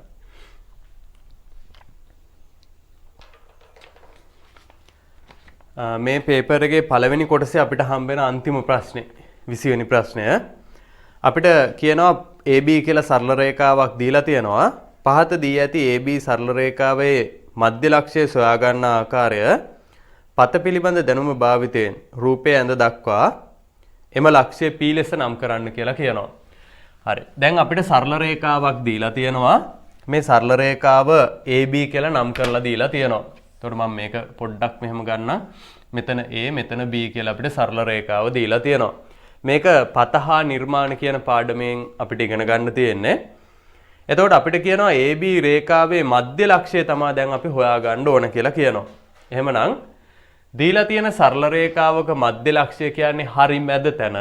අපිට හරි මැද තැන හොයාගද්දී ඒකට අපි පතහා නිර්මාණවලදී පොඩි ක්‍රමයක් පාවිච්චි කරා. ඒ තමයි ලම්බ සමච්ඡේදකය කියන කෙනා. මෙන්න මේ AB සරල රේඛාවේ ලම්බ සමච්ඡේදකය නිර්මාණය කරා නම් ඒ ලම්බ සමච්ඡේදකය හරියටම මෙයාගේ මැද්දේ යනවා. අපි කොහොමද ලම්බ සමච්ඡේදකය නිර්මාණය කරේ? කව කටුව ඒ වල තියලා භාගයට වැඩි දුරක් අරගෙන මෙන්න මේ පැත්තෙන් ඡාපයකුයි මේ පැත්තෙන් ඡාපයකුයි ගහ ගන්නවා. භාගයට වැඩි දුරක් අරගෙන. ඒ දුර වෙනස් කරන්නේ නැතුව කව කටුව B වල තියලා ආපහු මේ ඡාප දෙක ඡේදනය වෙන්න ගහනවා ඡාප දෙකක්. දැන් මෙන්න මේ දෙන්න යා කරන රේඛාව මේක අටුලත් තියලා යා කරපුවාම කෙලින් ඉරක් එයි ඔයාලට. මේ දෙන්න යා කරන රේඛාවෙන් මෙන්න මෙතන වැඩ දෙකක් වෙනවා. ඒ තමයි මේ AB සරල රේඛාව සමාන කොටස් දෙකකට බෙදෙනවා. AB සරල රේඛාව සමාන කොටස් දෙකකට බෙදෙනවා. ඒත් එක්කම මේ ඇඳපු සමච්ඡේදකය එහෙම නැත්නම් මේ ඇඳපු රේඛාව මේ AB පාදයට ලම්බකත් වෙනවා. ඉතින් අපි මෙයාට කියනවා ඒ හින්දා ලම්බ සමච්ඡේදකය කියලා. කාටද කියන්නේ? මෙන්න මේ රේඛාවට. මේ රේඛාවට අපි කියනවා AB රේඛාවේ ලම්බ සමච්ඡේදකය කියලා කියනවා. ඉතින් ලම්බ සමච්ඡේදකය ඇඳපුවාම අපිට AB රේඛාවේ හරි මැද හොයාගන්න පුළුවන්. එහෙනම් අපිට කියනවා AB රේඛාවේ හරි මැද හොයලා ඒක P ලෙස නම් කරන්න කියලා. එතකොට ඔන්න ඔහොම නම් කරලා තිබ්බනම් හරි. එහෙමනම් අපිට ඊළඟට කතා කරන්න තියෙන්නේ මේ පේපර් එකේ දෙවෙනි කොටස. දෙවෙනි කොටසේ අපිට ප්‍රශ්න 7ක් දීලා තියෙනවා. ඔයාලා මේ ප්‍රශ්න 7ටම උත්තර ලියන්න. මොකද ඇත්තටම 5යි තෝරගෙන ලියන්න ඕන. ඒ වුණාට ඔයාලා 7ටම උත්තර ලියලා තියන්න. අපි ඊළඟ වීඩියෝ එකෙන් මේ දෙවෙනි කොටසේ ප්‍රශ්න 7ත් සාකච්ඡා කරමු. එහෙනම් මම පළවෙනි කොටස සාකච්ඡා කරන වීඩියෝ එක මෙතනින් නතර කරනවා. අර පණිවිඩේ ආපහු චුට්ටක් මතක් කරගන්නම්. ඒ තමයි 2022 සඳහා අලුත් 10 ශ්‍රේණිය අපි මාර්තු මාසේ 3 වෙනි සතියේ සිකුරාදා හවස 6ට Zoom වලින් ඔන්ලයින් ක්ලාස් එක පටන් ගන්නවා. ඒකට සම්බන්ධ වෙන්න කැමති අය අර කියපු විදිහට මගේ නම්බරයට නම පාසල ශ්‍රේණිය WhatsApp කරන්න. එහෙනම් අපි ඊළඟ වීඩියෝ එකෙන් මේකේ දෙවෙනි කොටස සාකච්ඡා කරමු. හැමෝටම තෙරුවන් සරණයි.